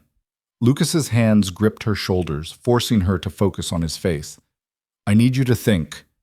Has anyone asked you suspicious questions about your access codes? Have you noticed anyone paying unusual attention to your computer or your work?" "No, I don't." She shook her head, fear and confusion making coherent thought difficult. "Lucas, I've been careful. I haven't given anyone my codes or left my computer unlocked. I don't know how this happened." "We'll figure it out." Her brother pulled her into a brief, fierce hug. "I know you didn't do this, but until we identify who did, you're in danger. Whoever set this up clearly wants to hurt you, discredit you. That makes you a target." "I'll take her home," Victor said immediately. "Get her somewhere safe while you investigate." "No." Lucas's refusal was instant. "You're my second. I need you helping coordinate the search. Marcus can take Elena back to the estate, and, with all due respect, if someone is targeting your sister, I'm the best protection she's got." Victor's voice had gone cold and professional, but Elena could see the barely controlled fury simmering beneath. "Marcus is excellent at his job, but he's not me. And right now, Elena needs the best." Lucas looked between Victor and Elena, something complicated flickering across his features. For a moment, Elena thought he might argue, might insist on other arrangements. Instead, he nodded curtly. "Fine. But Victor, you call me with updates every hour, and Elena stays locked down until we know who did this and why." "Understood." The drive back to the estate passed in tense silence. Victor drove with aggressive precision, His jaw clenched and his hands white-knuckled on the steering wheel. Elena sat in the passenger seat, still wearing her evening gown, trying to make sense of what had just happened. Someone had framed her. Someone wanted her discredited or driven away, or worse, and she had no idea who or why. "Victor," she started. "Not yet." His voice was tight with barely controlled emotion. "Let me get you somewhere safe first, then we'll talk." They pulled through the estate gates 20 minutes later. Victor parked near the east wing entrance and came around to open her door, his hand finding the small of her back as he guided her inside with protective intensity. He led her directly to his private quarters, the same rooms where this had all begun 2 weeks ago, with a locked door and a kiss that had changed everything. "You can't stay in your room," Victor explained before she could protest. "If someone got access to your employee codes, they might have access to your quarters too. You'll stay here where I can protect you." Elena should have argued, should have insisted on other arrangements that didn't involve being alone with Victor in his bedroom while her emotions were already this raw and her defenses this compromised. Instead, she sank onto his couch and dropped her face into her hands, exhaustion and fear and delayed shock finally catching up. "I don't understand," she whispered. "Who would do this? Who hates me enough to frame me for theft?" Victor crossed to the bar and poured 2 glasses of whiskey, pressing one into her hands before settling beside her on the couch. "I don't know yet, but Elena, I need you to listen to me very carefully." She looked up, finding his expression serious and his gray eyes burning with intensity. "This wasn't random," he continued. "Someone targeted you specifically, which means someone either knows or suspects what's between us and wants to eliminate you as a complication. Or," he paused, his jaw tightening, "or someone wants to drive you away from Chicago entirely." "But who?" "I have suspicions." Victor took a long drink of his whiskey. "But I need to verify them before I say anything to Lucas. I need to be absolutely certain." "Tell me." Elena set her own glass down, leaning forward. "Victor, if you know something, I don't know anything yet." He cut her off gently. "But I have suspicions. And Elena, if I'm right about who did this and why..." His hand came up to cup her face, his touch achingly tender. "Everything is about to get a lot more complicated." Before she could demand more explanation, Victor's phone rang. He glanced at the screen and stood quickly. "It's Lucas. I need to take this." He moved to the far side of the room, speaking in low tones Elena couldn't quite make out.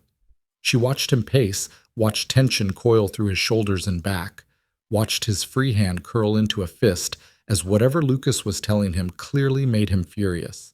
When he finally ended the call, the expression on his face sent ice through Elena's veins. "What?" she demanded. "What did he find?" Victor turned to face her, and the war raging behind his eyes made her breath catch. "The security footage shows someone accessing your computer 2 days ago while you were at lunch. They used your login, transferred the money, then cleared the history." "Who?" "Jennifer, Lucas's logistics coordinator." Elena's mind raced, trying to make sense of this information. Jennifer had always been polite but distant, professional without being particularly friendly. Why would she? "Because I ended things with her 6 months ago." Victor's voice had gone flat, emotionless in a way that suggested he was barely controlling his rage. "We'd been casually seeing each other for a few weeks. Nothing serious. But when I ended it, she didn't take it well, said I was making a mistake, that we were perfect together, that I'd regret letting her go." Understanding crashed over Elena with sickening force. She knows about us. Or she suspects. Victor moved back to the couch, sitting close enough that their knees touched. "Either way, she clearly sees you as competition, as the reason I ended things with her." "But you ended things 6 months ago. I wasn't even in Chicago." "No." Victor's hand found hers, threading their fingers together. "But I never looked at Jennifer the way I look at you. Never felt for her what I feel for you. She must have realized she was a placeholder, not a priority. And when you came back..." He shook his head. "She would have seen immediately that she never had a chance." Elena pulled her hand away, standing abruptly. "So this is my fault.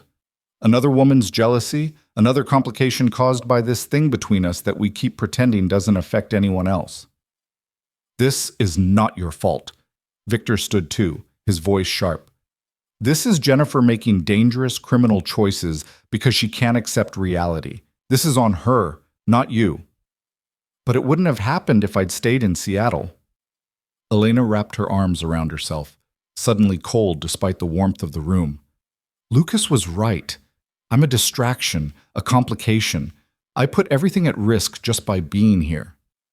Stop. Victor crossed to her in 2 strides, gripping her shoulders. Stop taking responsibility for other people's actions. Stop making yourself smaller to accommodate everyone else's fears. What else am I supposed to do? Elena's voice cracked. Every day I'm here, things get worse. You're distracted. Lucas is worried. Now someone's literally framing me for crimes to drive me away. How much more evidence do I need that Chicago isn't where I belong? You belong with me.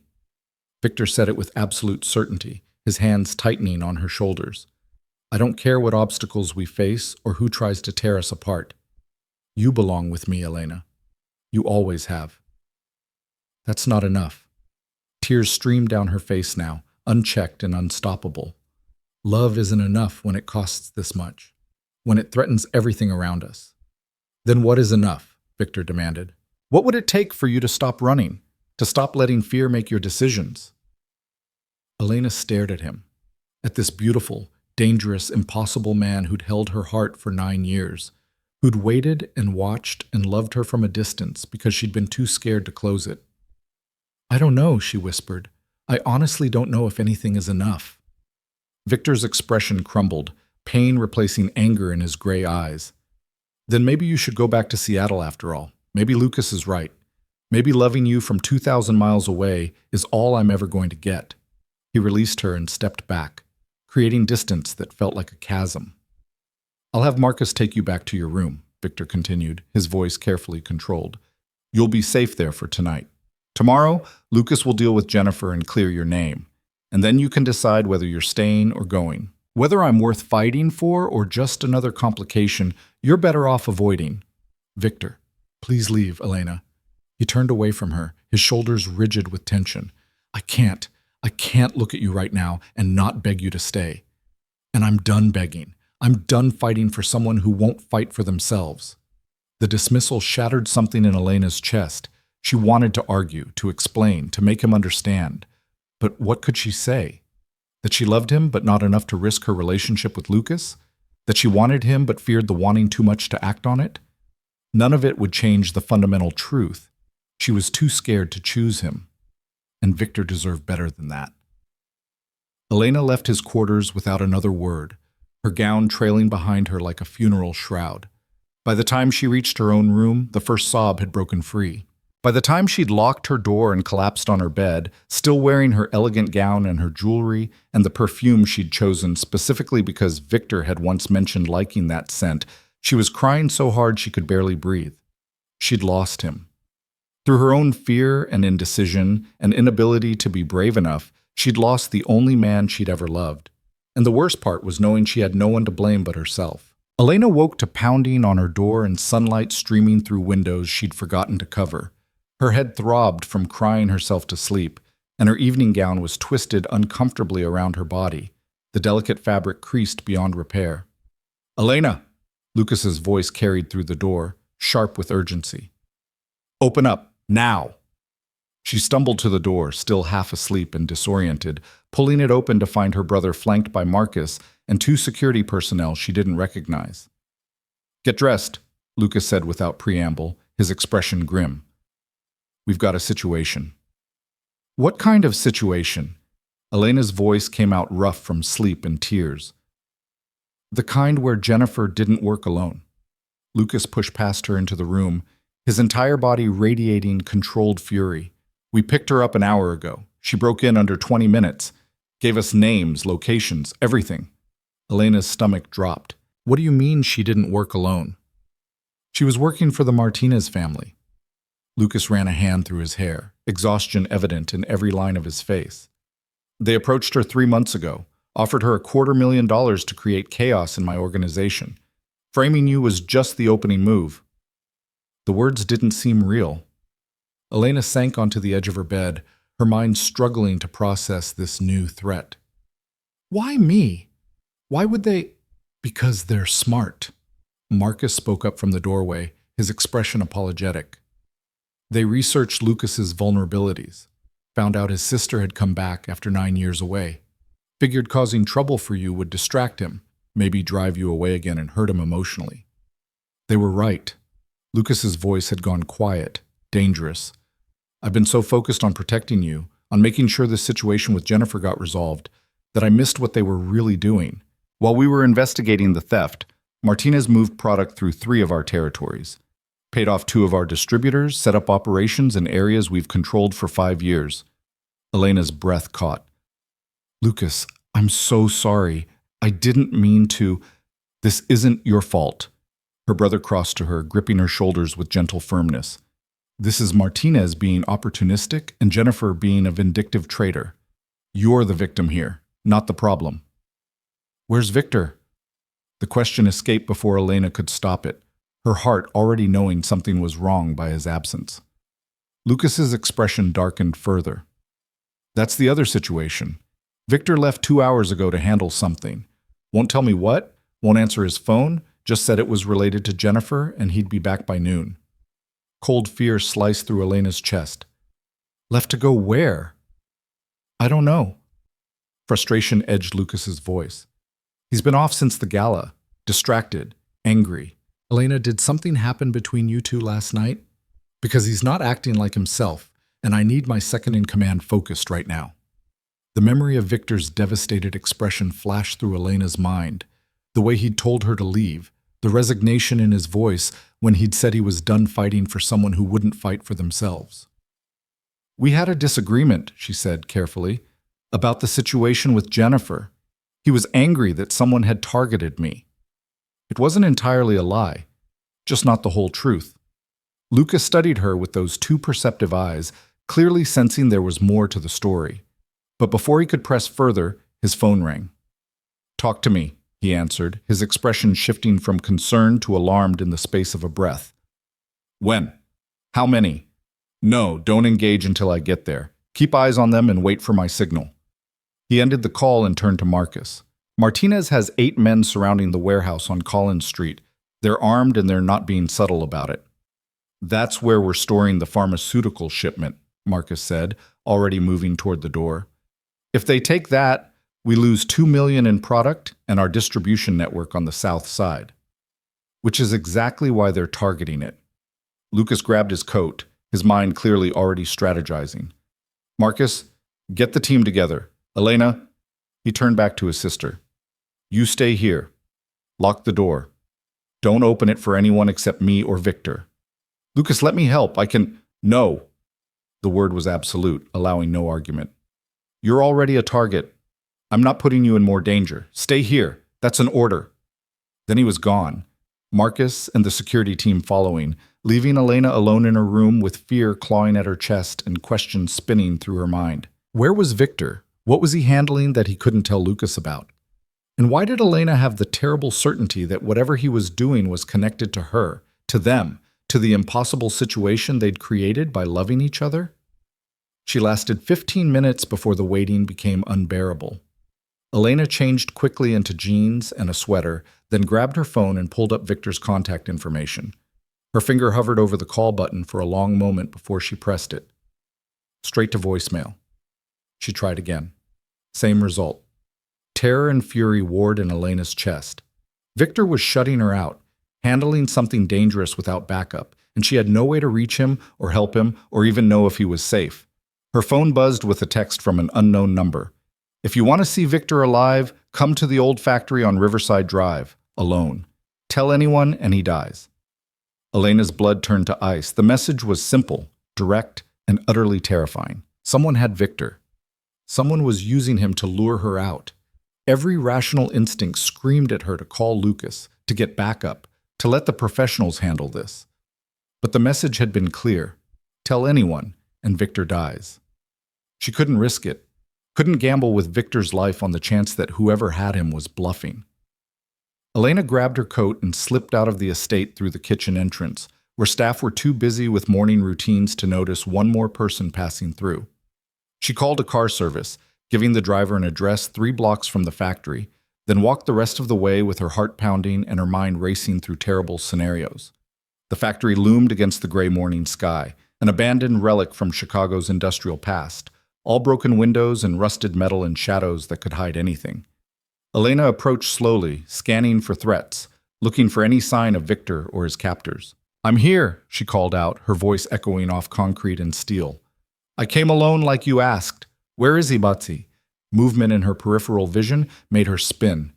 A figure emerged from the shadows. Jennifer, looking nothing like the polished professional Elena had seen in meetings. Her hair was disheveled, her makeup smeared, and she held a gun with the kind of trembling grip that suggested she'd never actually fired one before. "You actually came!" Jennifer laughed, the sound edged with hysteria. "I thought maybe you'd be smarter than that. Thought you'd call for help." "Where's Victor?" Elena kept her voice steady despite the fear coursing through her veins. "The message said if I came alone." "Victor isn't here, you idiot." Jennifer moved closer, the gun wavering but still pointed in Elena's general direction. "There is no Victor in danger. There's just me, using the only leverage that would guarantee you'd show up." Understanding crashed over Elena with sickening force. This wasn't a kidnapping, it was a trap, and she'd walked right into it. "Lucas has you in custody," Elena said, buying time while her mind raced for escape routes. "How did you—" "I told him what he wanted to hear, gave him just enough truth to satisfy him, then his people got sloppy during transport." Jennifer's smile turned cruel. "Martinez's men created a distraction at the warehouse. Lucas and all his best people rushed to defend it, left me with 2 junior guards who were very easy to overcome." "So you're working with Martinez?" "I'm working for myself." Jennifer's voice turned sharp, bitter. "Martinez paid me to cause problems for Lucas, but framing you for theft, getting you kicked out of Chicago, that was my bonus project, my way of eliminating the competition." "I'm not your competition." Elena kept her hands visible, non-threatening. "Jennifer, whatever you think is between Victor and me, don't." The gun steadied, Jennifer's finger tightening on the trigger. "Don't insult my intelligence by pretending there's nothing there. I saw how he looked at you at the gala, how he's been different since you came back. He ended things with me 6 months ago, and I couldn't understand why. We were good together, compatible, but then you returned and suddenly it all made sense." "Victor and I aren't together," Elena tried, even though the words tasted like lies. "Maybe not yet, but you would be if I didn't exist, if you weren't so worried about your brother's approval." Jennifer took another step forward. "So here's what's going to happen. You're going to disappear. Martinez's men are going to find your body in a few days, make it look like retaliation for Lucas's interference in their operations. Lucas will be devastated, distracted, vulnerable. Martinez will use that to take over more territory. And Victor—" her voice cracked slightly. "Victor will finally be free to move on. Maybe even come back to me once he's had time to grieve. You're delusional if you think Victor would ever—" The gunshot was deafeningly loud in the enclosed space, and for one terrible moment, Elena thought she'd been hit. Then she realized Jennifer had fired into the concrete near her feet, a warning shot. "Shut up," Jennifer hissed. "I'm done listening to you, done watching you take things that should be mine.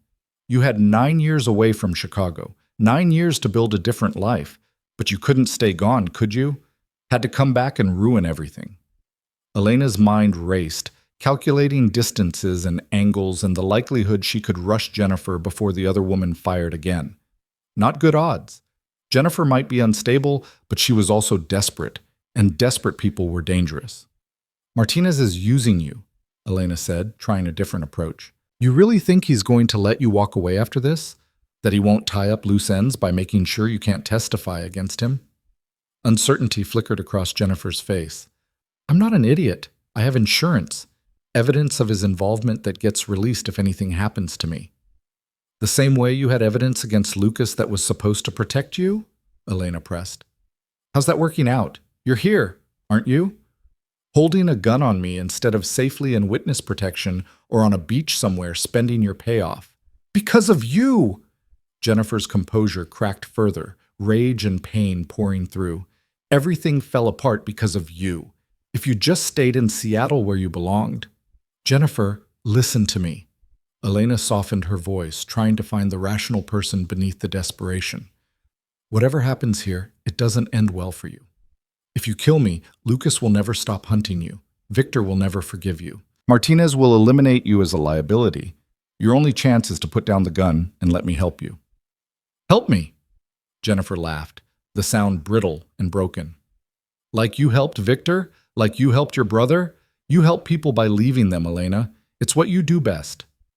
The accusation hit harder than it should have, striking at the core of Elena's deepest fear, that she was fundamentally someone who ran when things got difficult, who chose self-preservation over fighting for what she wanted. You're right, Elena said quietly. I do run. I left Chicago 9 years ago instead of fighting for what I wanted. I've spent the last 2 weeks avoiding Victor instead of being honest about how I feel. I've let fear make my decisions for so long that I forgot how to be brave. Jennifer's gun wavered slightly, confusion crossing her features. But I'm done running, Elena continued, taking a small step forward. I'm done letting fear control me. So here's what's going to happen, Jennifer. You're going to put down that gun. We're going to walk out of here together. And I'm going to make sure Lucas knows you cooperated, that you helped stop Martinez's plan. Why would you do that? Suspicion laced Jennifer's voice.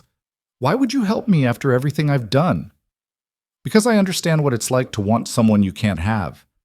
To make terrible choices because you're desperate and scared and convinced there's no other way. Elena took another step. And because killing me won't give you what you want. It won't make Victor love you. It'll just make you a murderer. For a long moment, Jennifer stood frozen, the gun shaking in her grip. Then, slowly, she lowered it. I didn't want to hurt anyone, she whispered. I thought if you were gone, if there was no competition, I know. Elena moved carefully closer, reaching out to take the gun from Jennifer's trembling hands. I know what it's like to love someone and think you're not enough. But Jennifer, this isn't the answer. It never was.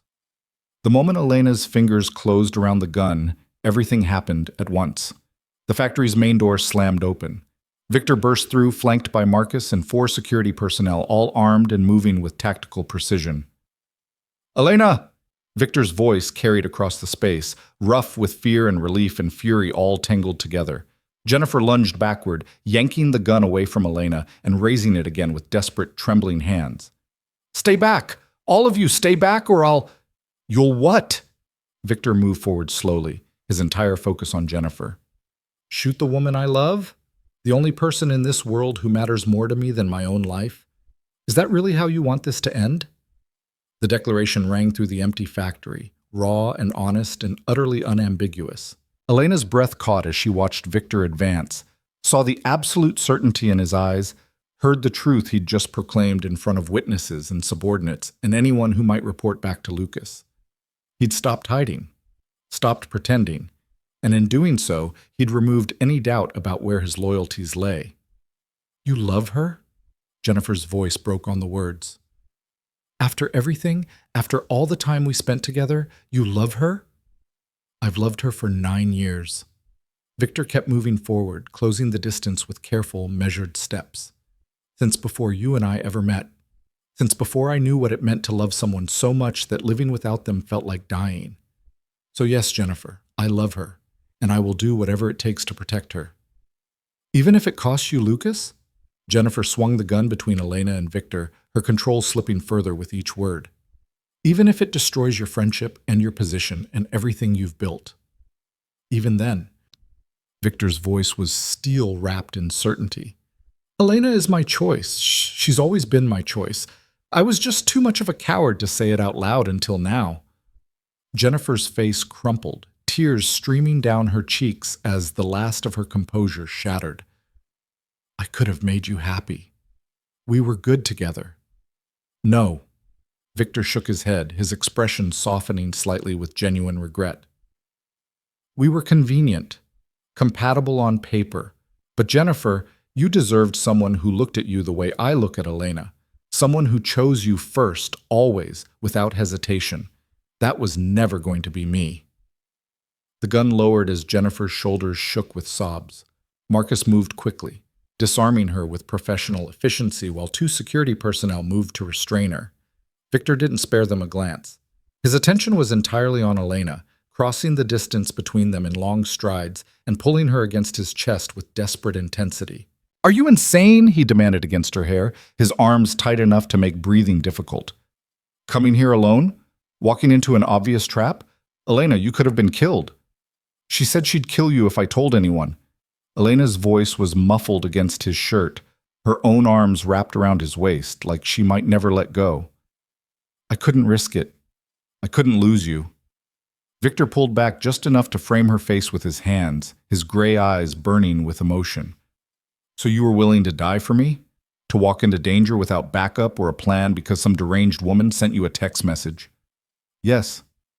Elena met his gaze without flinching. "Because I'm done being afraid.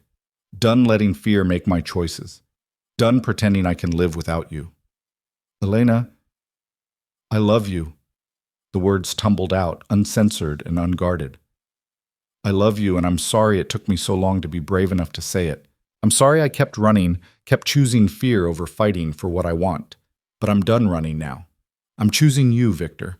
I'm choosing us, whatever that costs, whatever we have to face. I'm choosing you." Victor's expression transformed, hope and love and fierce possessiveness all warring across his features. "Your brother is going to lose his mind." "I know." "Your relationship with him might never be the same." "I know." "Everything is about to get infinitely more complicated." "I know." Elena rose onto her toes, eliminating what little distance remained between them. "But you were right about something. Some things are worth the cost. And this is worth everything." Victor's mouth claimed hers with bruising intensity. 9 years of restraint and 2 weeks of torture, and the last hour of fear all channeled into a kiss that left no room for doubt or misunderstanding. This was possession and promise and permanent all woven together, a declaration that what existed between them was no longer something they could or would hide. When they finally broke apart, both breathing hard, Elena became aware of their audience. Marcus and the security team all carefully looking anywhere but at them, clearly uncomfortable with witnessing this intensely private moment. "We should go," Victor said quietly, his forehead still pressed against Elena's. "Lucas is at the warehouse. He's going to want to know what happened here." "Are you going to tell him?" Elena's heart raced at the prospect. "About us?" "Yes." No hesitation, no uncertainty. "I'm done lying to my best friend. Done hiding the most important thing in my life like it's something to be ashamed of. He might never forgive us." "I know." Victor's thumb traced her cheekbone with devastating tenderness. "But I'd rather have his anger than spend one more day pretending I don't love you. Are you ready for that? For the fallout?" Elena thought about her brother, about the man who'd raised her and protected her, and asked only one thing in return. About the friendship Victor was about to jeopardize. About all the ways this confession could destroy the careful balance Lucas had built. Then she thought about 9 years of loneliness, about the suffocating weight of wanting something you couldn't have, about Victor's devastated expression when he told her to leave his quarters last night. "I'm ready," she said firmly. "Let's go tell him." The drive to the warehouse was tense and silent, Victor's hand never leaving Elena's as Marcus navigated Chicago's morning traffic. Jennifer sat in the back seat between two security guards, her earlier hysteria replaced by numb resignation. When they arrived, the scene was controlled chaos. Lucas's people securing the perimeter, while Martinez's men were being loaded into unmarked vans, clearly destined for interrogation rather than police custody. Lucas stood in the center of it all, directing operations with the kind of cold efficiency that had built his empire. He looked up as their car pulled in, his expression shifting from professional focus to personal concern when he saw Elena emerge. "You're supposed to be at the estate," he called out, already striding toward them. "What the hell are you—" He stopped abruptly as he registered Jennifer's presence, then Victor's protective stance beside Elena. "What's going on? What happened?" "We need to talk," Victor said quietly. "Somewhere private." Lucas's eyes narrowed, clearly sensing this was about more than just Jennifer's recapture. "Marcus, handle the cleanup here. Victor, Elena, with me." He led them to a small office inside the warehouse, closing the door and turning to face them with crossed arms and an expression that promised nothing good. "Talk," he commanded. "And someone better start explaining why my sister looks like she's been crying and you," he pointed at Victor, "look like you're about to confess to murder." Victor straightened his shoulders, his hand finding Elena's and holding tight. Jennifer lured Elena to the old factory on Riverside, sent her a message claiming I was in danger, that she had to come alone. "She what?" Lucas's voice dropped to something dangerous, his attention snapping to Elena. "You went to meet an armed, unstable woman without telling anyone. Are you out of your mind?" "Probably," Elena admitted. "But Lucas, she said she'd kill Victor if I told anyone. I couldn't risk it." "So you risked yourself instead." Her brother's fury was palpable now, radiating off him in waves. "Elena, you're not trained for field work. You have no combat experience. You could have been killed." "I know, and I'm sorry for worrying you, but I couldn't—" Her voice cracked. "I couldn't lose him, not without fighting for him first." The words hung in the air, their implication unmistakable. Lucas went very still, his gaze shifting between Elena and Victor with dawning comprehension. "Tell me I'm misunderstanding this. Tell me you're not saying what I think you're saying." "I love her." Victor's voice was steady, uncompromising. "I've loved her for 9 years, and I'm done pretending otherwise." The silence that followed was suffocating. Elena watched her brother's expression cycle through shock, denial, and finally settling on a fury so cold it made the January air seem tropical. "You've got to be kidding me." Lucas's voice was dangerously quiet. "After everything I asked from both of you, after the promises you made, you've been, what, carrying on behind my back?" "No," Elena said quickly. "Lucas, nothing happened until I came back. We kept our distance for 9 years, just like you asked. But I can't anymore. I can't keep choosing fear over happiness." "Happiness?" Lucas's laugh was bitter. "You call this happiness? Betraying my trust? Destroying the one rule I asked you both to follow?" "We didn't betray you," Victor countered, his voice hardening. "We fell in love. That's not betrayal. That's not something either of us chose or can control." "You could have controlled whether you acted on it." Lucas turned on his best friend with barely restrained violence. "You could have respected the boundary I set. You could have put our friendship, our partnership, above your—" He gestured between them with disgust. "Whatever this is." "This is love," Elena said firmly, stepping forward to stand between the two men. "Real, permanent, worth fighting for love. And I'm sorry it hurts you. I'm sorry it complicates things. But Lucas, I spent 9 years trying to kill this, trying to convince myself that distance would cure what I felt. It didn't. It only made it worse." "So what?" Her brother's eyes blazed. "You think because you tried to stay away that makes this okay? That I'm supposed to just accept that my sister and my best friend—" "Yes," Victor interrupted. "That's exactly what I'm asking you to accept. Because like it or not, this is happening. Elena and I are together. We're going to be together. And you can either accept that, or you can lose both of us." The ultimatum fell like a gauntlet, challenging Lucas to choose. For a long moment, Elena's brother stood frozen, rage and hurt warring across his features. Then he moved, fast and violent, his fist connecting with Victor's jaw with a crack that echoed through the small office. Victor's head snapped back, but he didn't retaliate. Didn't even raise his hands in defense. He just straightened slowly, blood trickling from his split lip, and met Lucas's furious gaze with steady acceptance. "Feel better?" Victor asked quietly. "No." Lucas's voice shook with emotion. "No, I don't feel better. I feel betrayed by the two people I trust most in this world. I feel like everything I built to keep my personal life separate from my business just got destroyed because neither of you could control yourselves." "Lucas, please," Elena started. "Get out!" Her brother turned away from them both, his shoulders rigid. "Both of you, get out before I do something I'll regret." "We need to talk about this," Victor pressed. "Need to figure out how to move forward without destroying— I said get out!" Lucas whirled back, and the raw pain in his expression made Elena's chest ache. I can't look at either of you right now. I can't have this conversation without saying things that can't be unsaid. So go. Leave me alone." Victor's hand tightened on Elena's, asking a silent question. She nodded, and together they left the office, leaving Lucas alone with his fury and his hurt and the shattered remains of trust.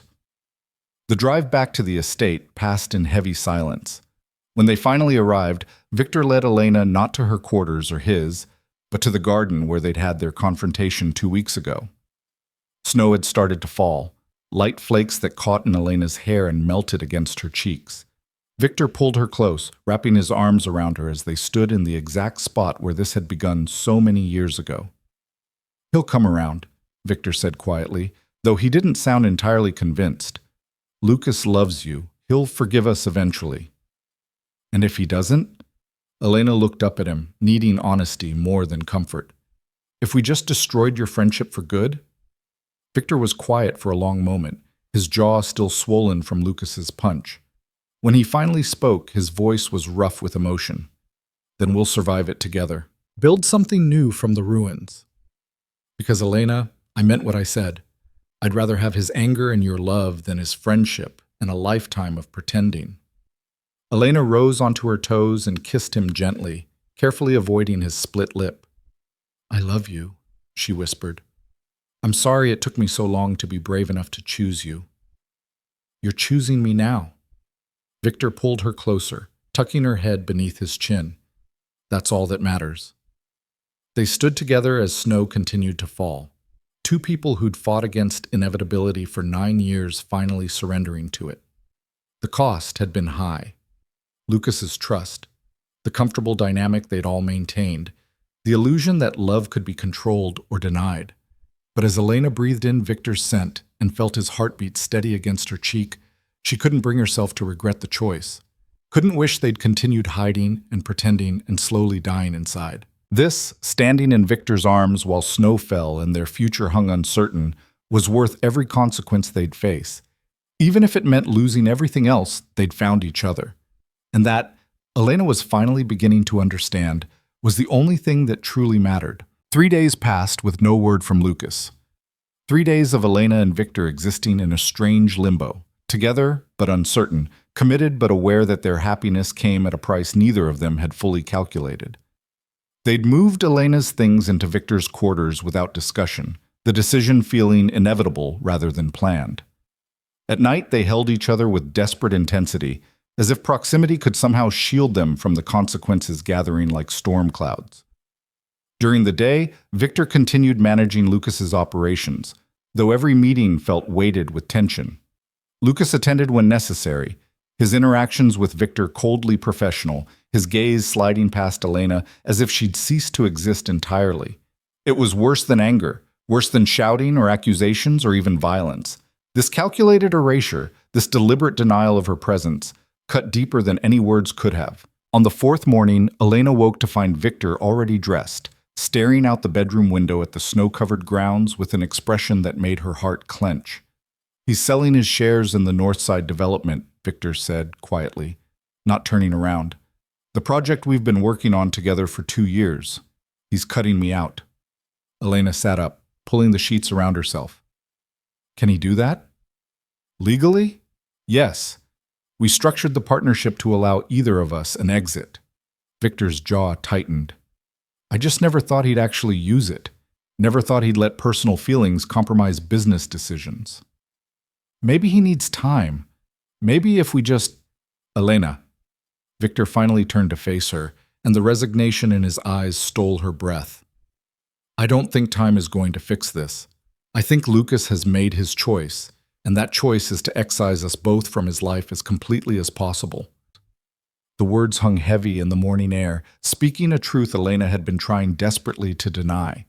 She'd known choosing Victor would cost her relationship with her brother. She just hadn't expected the loss to feel quite so permanent, quite so final. "I should talk to him," she said, already moving to get out of bed. "If I can just explain—" "He doesn't want to hear it." Victor crossed to her, sitting on the edge of the bed and taking her hands in his. "Marcus told me Lucas is considering sending you back to Seattle, setting you up with a position in one of his West Coast operations. Generous salary, full benefits, as far from Chicago as he can reasonably send you. Pain lanced through Elena's chest. He's trying to separate us. He's trying to undo what he sees as a mistake. Victor's thumb traced circles on the back of her hand, the gesture both comforting and heartbreaking. In his mind, if he can just get you away from me, things will go back to how they were before. Our friendship will heal. The organization will stabilize. Everything will be fine. Except I'm not leaving. Elena said it with absolute certainty, surprised by her own conviction. Not Chicago, not you. I spent 9 years running. I'm done. Victor's expression softened, love and pride mixing with concern. Even if it means permanent estrangement from Lucas? Even if he never forgives you? Elena thought about her brother, the man who'd sacrificed his youth to raise her, who'd built an empire partially to give her the life their parents would have wanted for her. She thought about family dinners and inside jokes and the safety of unconditional love. Then she thought about a life without Victor, about going back to Seattle and pretending the last month hadn't fundamentally changed her, about 9 more years, or 90, of loneliness and regret and wondering what might have been. Even then, she whispered, I choose you, Victor, even knowing what it costs. He pulled her against his chest, his arms wrapping around her with fierce protectiveness. We'll figure this out. Somehow, we'll find a way to make Lucas understand. But Elena wasn't sure understanding was possible, wasn't sure anything they said could bridge the gap between what Lucas needed and what they'd chosen. The answer came from an unexpected source. That afternoon, as Elena was working in Victor's office, she'd stopped pretending to maintain her own workspace days ago. Marcus appeared in the doorway looking uncomfortable. Ms. Ward, there's someone here to see you. Says it's important. Elena looked up from the financial reports she'd been reviewing. Who? She wouldn't give her name, just said she's someone who understands what you're going through. Marcus shifted his weight. I can send her away if you want. Curiosity overrode caution. No, it's fine. Send her in. The woman who entered was elegantly dressed, probably in her late 50s, with graying hair and eyes that held both warmth and steel. Elena didn't recognize her, but something about her bearing suggested she was someone accustomed to authority. Elena Ward? The woman extended her hand. My name is Catherine Hale. I'm Victor's mother. Elena nearly dropped the report she was holding. Victor had mentioned his mother occasionally, always with respect and a certain wariness, but she lived in Boston and rarely visited Chicago. Elena had certainly never expected to meet her under these circumstances. Mrs. Hale. Elena shook the offered hand, acutely aware of how this looked, sitting in Victor's office, clearly comfortable in his space, her personal items visible on the desk. I didn't know you were in town. I wasn't, until Victor called me 3 days ago and told me he'd finally stopped being an idiot about the woman he's loved for 9 years. Catherine settled into the chair across from Elena's desk with the kind of grace that came from years of navigating complicated social situations. I came to meet the person who finally made my son willing to risk everything. Elena's cheeks heated. I'm not sure I'm worth the risk. That's not what I hear. Catherine's smile was knowing. Victor tells me you walked into a trap unarmed to save him, that you chose him even knowing it would cost you your brother's love. That sounds like someone worth any risk to me. Lucas might disagree. Lucas is young and hurt and reacting from a place of fear rather than wisdom. Catherine waved a dismissive hand. Which is why I'm here. To tell you something about your brother that might help you understand why he's taking this so hard. Elena leaned forward, desperate for any insight that might bridge the impossible distance. I'm listening. When Lucas was 23 years old, he fell in love with a woman named Sarah Mitchell.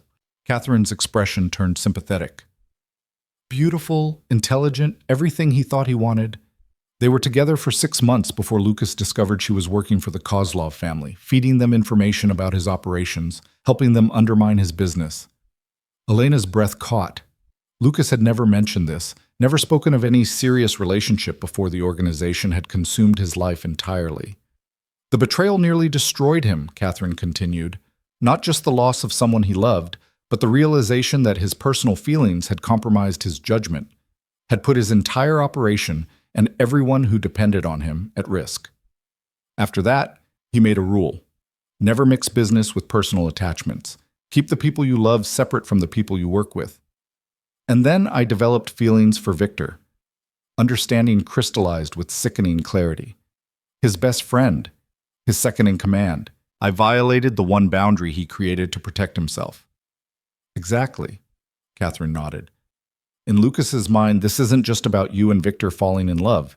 It's about history repeating itself. It's about personal feelings threatening to compromise everything he's built. It's about fear that he's going to lose both of you the same way he lost Sarah, through betrayal and complicated loyalties and the impossible intersection of love and business. Elena pressed her hands against her face, guilt and understanding washing over her in equal measure. So what do I do?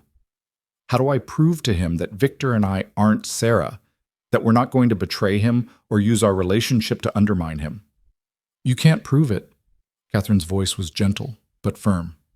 Not with words, not with promises. Lucas has heard all of that before.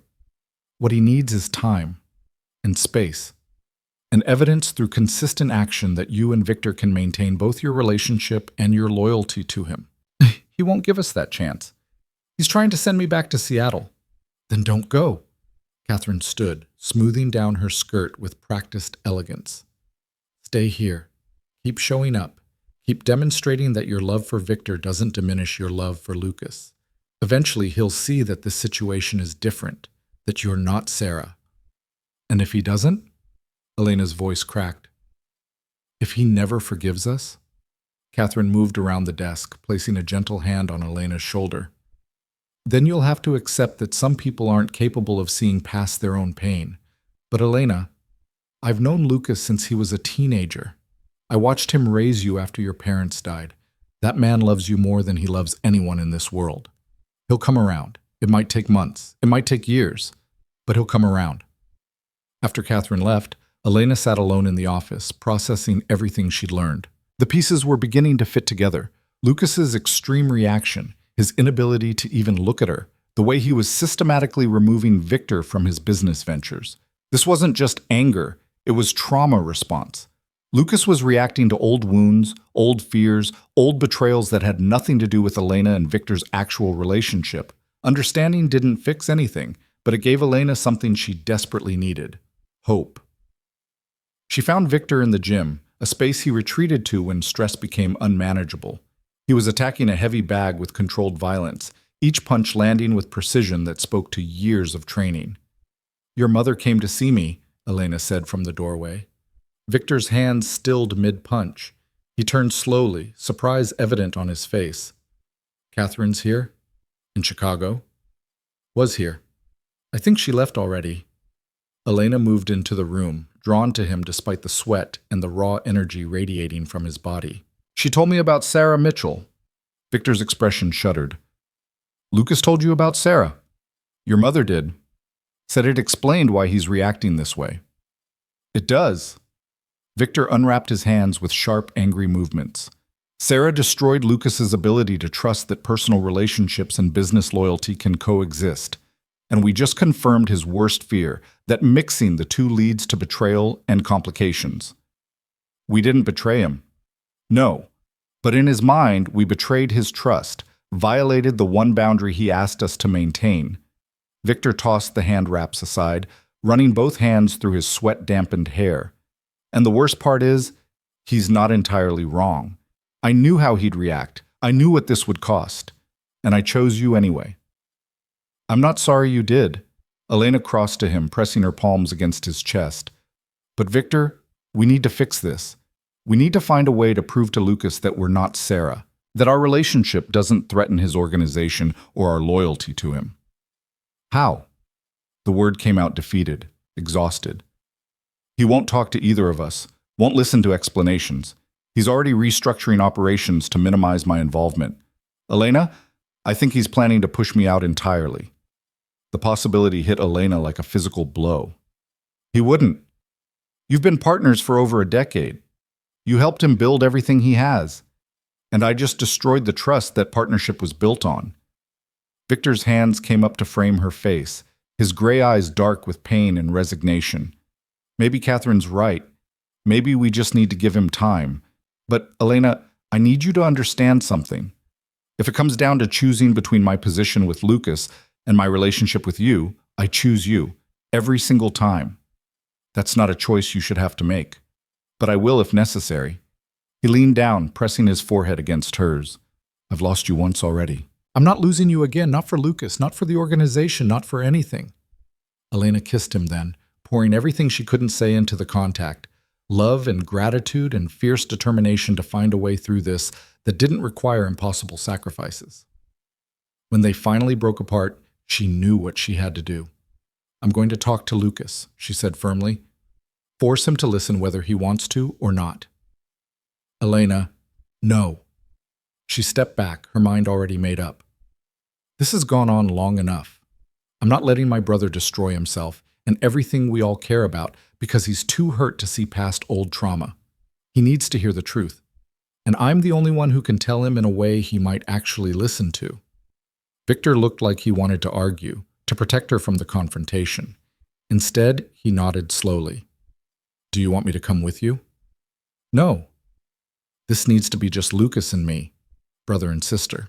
The way it was before business and complications and everything else got in the way. She found Lucas in his private study, the one place in the entire estate that was purely his, off limits to everyone except by explicit invitation. Elena didn't wait for an invitation. She walked in, closed the door behind her, and stood with her back against it until her brother was forced to acknowledge her presence. Lucas looked up from the papers he'd been reviewing, his expression going cold the moment he registered who dared intrude. Get out, he said flatly. No. Elena crossed her arms, channeling every ounce of stubbornness she possessed. Not until you listen to what I have to say. There's nothing you can say that will change. Sarah Mitchell wasn't me. Elena cut him off, watching shock ripple across his features.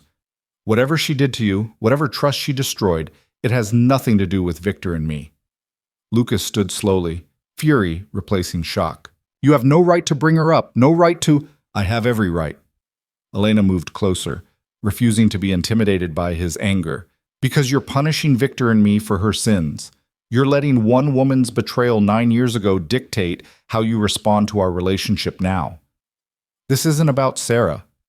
But Lucas's voice wavered slightly, uncertainty creeping through the anger. Isn't it? Elena pressed. Lucas, I know what happened. I know she was working for the Kozlovs. I know she used your feelings to compromise your organization. But I am not her. Victor is not her. What we have, it's not some conspiracy to betray you or undermine you. You're still mixing personal with business. Lucas's hands clenched into fists, still creating the exact vulnerability I've spent years protecting against. Maybe, Elena conceded the point. But you know what else I'm doing? I'm choosing happiness over fear.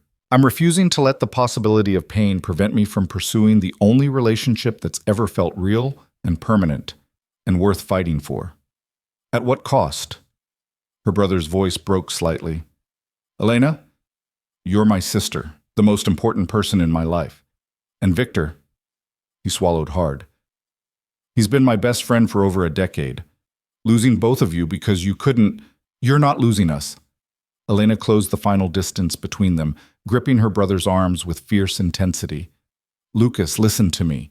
Victor and I falling in love doesn't mean we stop loving you. Doesn't mean our loyalty to you diminishes. If anything, it means we're more invested in your success, your safety, your happiness. Because we're family now, all three of us. It's not that simple. It could be. Elena's eyes filled with tears she'd been fighting for days. If you'd just let it be, if you'd stop seeing threats where there's only love. Lucas stared at her for a long moment, emotions warring across his features, anger and hurt and fear and something that looked almost like hope. You really love him? The question came out quiet, almost vulnerable. This isn't just, you're sure this is real? I've loved him for 9 years. Elena's voice steadied with certainty. I've tried to stop, tried to move on. Tried to convince myself that distance would cure it. But Lucas, some loves don't fade. Some connections are too deep to sever. Victor is that for me. He's my person, my home, my future. And if I can't accept it, Lucas's voice was barely above a whisper. If I can't get past this feeling that everything I built is about to collapse because my best friend and my sister, then we'll give you time. Elena released his arms, stepping back slightly. As much time as you need. But Lucas, I'm not leaving Chicago. I'm not going back to Seattle to make this easier for you. I'm staying here with Victor, and I'm going to keep showing up, keep proving that we can make this work, until you finally believe it. Silence stretched between them, heavy with everything unsaid. Then Lucas moved, pulling Elena into a fierce hug that drove the air from her lungs. I don't want to lose you, he murmured against her hair. Either of you. I'm terrified that history is going to repeat itself, that I'm going to wake up one day and find out this was all some elaborate betrayal.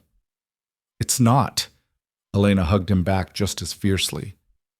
I promise you, Lucas. This is real. This is permanent, and we're not going anywhere. They stood like that for a long moment, brother and sister, finding their way back to the bond that had sustained them through their parents' death and Lucas's rise to power and 9 years of Elena's self-imposed exile. When Lucas finally pulled back, his eyes were suspiciously bright. I'm still angry. I'm still not okay with how this happened. I know. And I need time. And Spade, to process this without feeling like I'm being forced to choose sides. That's fair. But Elena, Lucas gripped her shoulders, holding her gaze with his own. If Victor ever hurts you, if he ever makes you regret this choice, I will destroy him, best friend or not, partner or not. He hurts you, I end him. Despite the gravity of the moment, Elena couldn't suppress a small smile. He knows. Trust me, Lucas. Victor is very aware of what you'll do if he screws this up. Good. Lucas released her, running a hand through his hair in a gesture that reminded Elena painfully of Victor. Now get out. I have work to do. Lucas, I said I need time, Elena. I'm not ready to have family dinners and pretend everything's fine. But I'm also not sending you to Seattle. His expression softened fractionally. You're my sister. You're home. Just give me some space to adjust to this new reality. Elena nodded, accepting the boundary even as relief flooded through her. It wasn't forgiveness. Not yet. But it was a start. A crack in the wall Lucas had built between them. She left his study and went straight to Victor's quarters, finding him pacing the sitting room with barely controlled tension. How did it? He started. Elena launched herself into his arms, kissing him with all the joy and relief and hope she'd been containing. It's going to be okay. Not today, not tomorrow, but eventually, Lucas is going to forgive us. We just have to give him time. Victor held her like she might disappear, his face pressed against her hair. Are you sure? Elena, I don't want you hoping for something that might never... I'm sure. She pulled back just enough to meet his gaze. He hugged me, Victor. He told me I'm home. He's still angry and he needs space, but he's not cutting us out entirely. That's more than I dared hope for. The tension drained from Victor's shoulders, replaced by cautious optimism. So what happens now? Now? Elena smiled, feeling lighter than she had in days. Now we wait. We prove to Lucas through consistent action that we can maintain both our relationship and our loyalty to him. We show him that this, us, doesn't threaten what the three of us built together. That could take months. Then we take months. Elena rose onto her toes, pressing a soft kiss to his jaw. I told you, Victor. I'm done running. I'm staying right here, with you, for as long as it takes. The weeks that followed were careful and complicated, a delicate dance of boundaries and small gestures toward reconciliation. Lucas remained professionally cordial with Victor, though their easy friendship was replaced by something more formal. He acknowledged Elena at meetings, even occasionally asked her opinion on matters, though he still avoided one-on-one conversations. But slowly, imperceptibly, the ice began to thaw. It started with Lucas asking Victor's opinion on a security matter, then actually listening to the advice instead of dismissing it. Continued with Lucas showing up to a family dinner Elena had carefully orchestrated, though he spent most of it talking to Catherine Hale, who'd apparently decided to extend her Chicago visit indefinitely. He needs a motherly presence, Catherine had explained to Elena over coffee one afternoon. Someone who understands what he's going through but isn't personally invested in the outcome. I'm happy to be that for him. I think you're being that for all of us, Elena had replied, grateful beyond words for the older woman's intervention. The breakthrough came 6 weeks after Elena's conversation with Lucas in his study. Victor had been investigating a potential supplier issue. Nothing major, just some inconsistencies in shipment records that warranted closer examination. What he had uncovered was a mid-level manager skimming product, using fake invoices to cover the theft. Normally, Victor would have handled it himself, maybe consulted with Marcus on security implications. Instead, he walked straight into Lucas's office and laid out everything he'd found. "This is your call," Victor said, spreading the evidence across Lucas's desk. "Your organization. Your decision on how to handle it." Lucas looked up from the files, surprise evident in his expression. "You're asking my opinion? You have full authority to—" "I know what authority I have."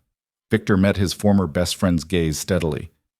"But I also know that rebuilding trust means proving I'm not trying to operate independently, that I respect your leadership, that our partnership, our friendship, matters more to me than my ego." For a long moment, Lucas said nothing. Then, slowly he gestured to the chair across from his desk. "Sit down.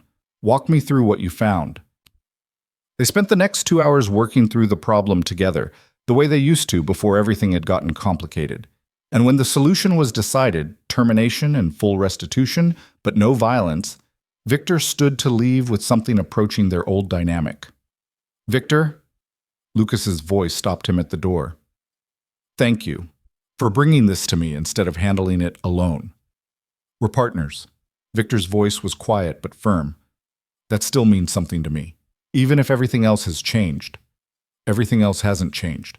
Lucas's expression was complicated, but something in it had softened.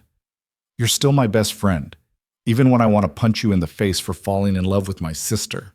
Victor laughed, actually laughed, for what felt like the first time in weeks. "Fair enough. I'd probably feel the same if our positions were reversed." "Don't test that theory." But Lucas was almost smiling. Almost. That night, when Elena came to bed, she found Victor standing at the window with an expression of cautious joy. "Lucas and I worked a case together today," he said without preamble. "Really worked it, like partners, like friends." Elena wrapped her arms around him from behind, pressing her cheek against his back. "I told you, time and consistency." He just needed to see that nothing fundamental had changed. "Everything fundamental has changed." Victor turned in her embrace, gathering her close. "But maybe that's okay. Maybe we're building something better than what we had before. Maybe we are." Spring came to Chicago with the kind of reluctant warmth that made everyone appreciate sunshine more than they had any right to. The estate gardens bloomed in waves of color, tulips giving way to roses, giving way to peonies that filled the air with their heavy sweetness. Elena walked through them in the late afternoon, enjoying the peace after a long day of budget reviews and strategic planning. She'd officially accepted a permanent position as Lucas's chief financial officer, a role that utilized her skills while keeping her integral to operations. "They're beautiful this year." Lucas's voice came from behind her, and Elena turned to find her brother approaching with his hands in his pockets and something tentative in his expression. "Catherine's been helping the groundskeeper plan the layouts," Elena replied, moving to sit on a familiar bench, the one where she and Victor had confronted each other all those months ago. "She says gardens are like relationships. They need consistent care and patience and willingness to prune what doesn't work." She would say that. Lucas settled beside her, following her gaze to where roses climbed a nearby trellis. "She's been reading me similar metaphors for weeks now." "Is it working?" "Maybe." Her brother was quiet for a moment. "Elena, I owe you an apology. Several apologies, actually." Elena's breath caught, but she stayed silent, letting him continue. "I reacted from fear instead of trust," Lucas said quietly. "Let old trauma dictate how I responded to your relationship with Victor. Punished you both for someone else's sins. That wasn't fair, it wasn't right, and I'm sorry. Lucas, let me finish." He held up a hand. I've been watching you two over the past couple months, seeing how you work together, how you support each other without compromising your loyalty to the organization or to me. And I've realized something. What's that? You're better together than you ever were apart. Lucas turned to face her fully. Victor is more grounded when you're around, more careful, more strategic. And you're braver, more willing to take risks and fight for what you want. You make each other better. And I was too scared to see that. Tears blurred Elena's vision. I never wanted to hurt you. I know. Lucas pulled her into a sideways hug. And I'm sorry I made you choose between us. That I couldn't be happy for you right away. That I let you think I might never forgive you. So you do? Forgive us? There's nothing to forgive, Lucas's voice was firm. You fell in love. That's not a crime. It's not a betrayal. It's just life. Complicated, messy, beautiful life. Elena pressed her face against her brother's shoulder, crying in earnest now. I've missed you, missed this. Missed having my brother instead of just a boss who tolerates my presence. I've missed you too. Lucas kissed the top of her head. And Elena, for what it's worth, if you had to fall in love with someone in my organization, I'm glad it was Victor. He's a good man. He'll take care of you. I don't need taking care of. Elena pulled back, wiping at her tears. We take care of each other. That's what partnership means. Fair point. Lucas stood, offering her his hand. Come on. Dinner's in an hour, and Catherine threatened to disown all of us if we're late to her farewell meal. She's leaving? Disappointment colored Elena's voice. Catherine had become an unexpected anchor these past months, offering wisdom and perspective when everything felt overwhelming. Going back to Boston tomorrow. Lucas helped Elena to her feet. But she'll visit regularly. She's already planned her next trip for June. They walked back toward the main house together, brother and sister, their bond strengthened rather than broken by everything they'd survived. As they approached the terrace, Elena saw Victor waiting by the doors, his expression softening when he saw them together. About time, he called out. Catherine's been threatening to start without us. Lucas surprised everyone by crossing to Victor and extending his hand. Thank you for taking care of my sister, for being patient with me while I worked through my issues, for being the kind of man who deserves her. Victor gripped Lucas's hand firmly, emotion flickering across his features. Thank you for trusting us, for giving us the chance to prove this could work. Just don't make me regret it. But Lucas was smiling, the threat tempered with affection. Dinner was exactly what Elena had been craving, loud and chaotic and full of laughter, the four of them trading stories and arguments and comfortable silences that spoke to growing ease. Catherine presided over it all with maternal satisfaction, clearly pleased by the family she'd helped reassemble. After dessert, as they lingered over coffee, Lucas raised his glass in an unexpected toast. To new beginnings, he said, his gaze encompassing all of them. To family, chosen, and blood.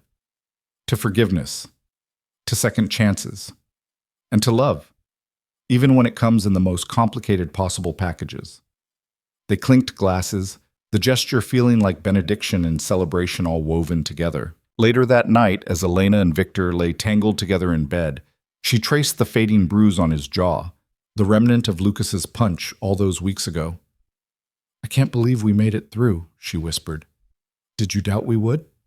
Victor's fingers threaded through her hair, his touch achingly tender.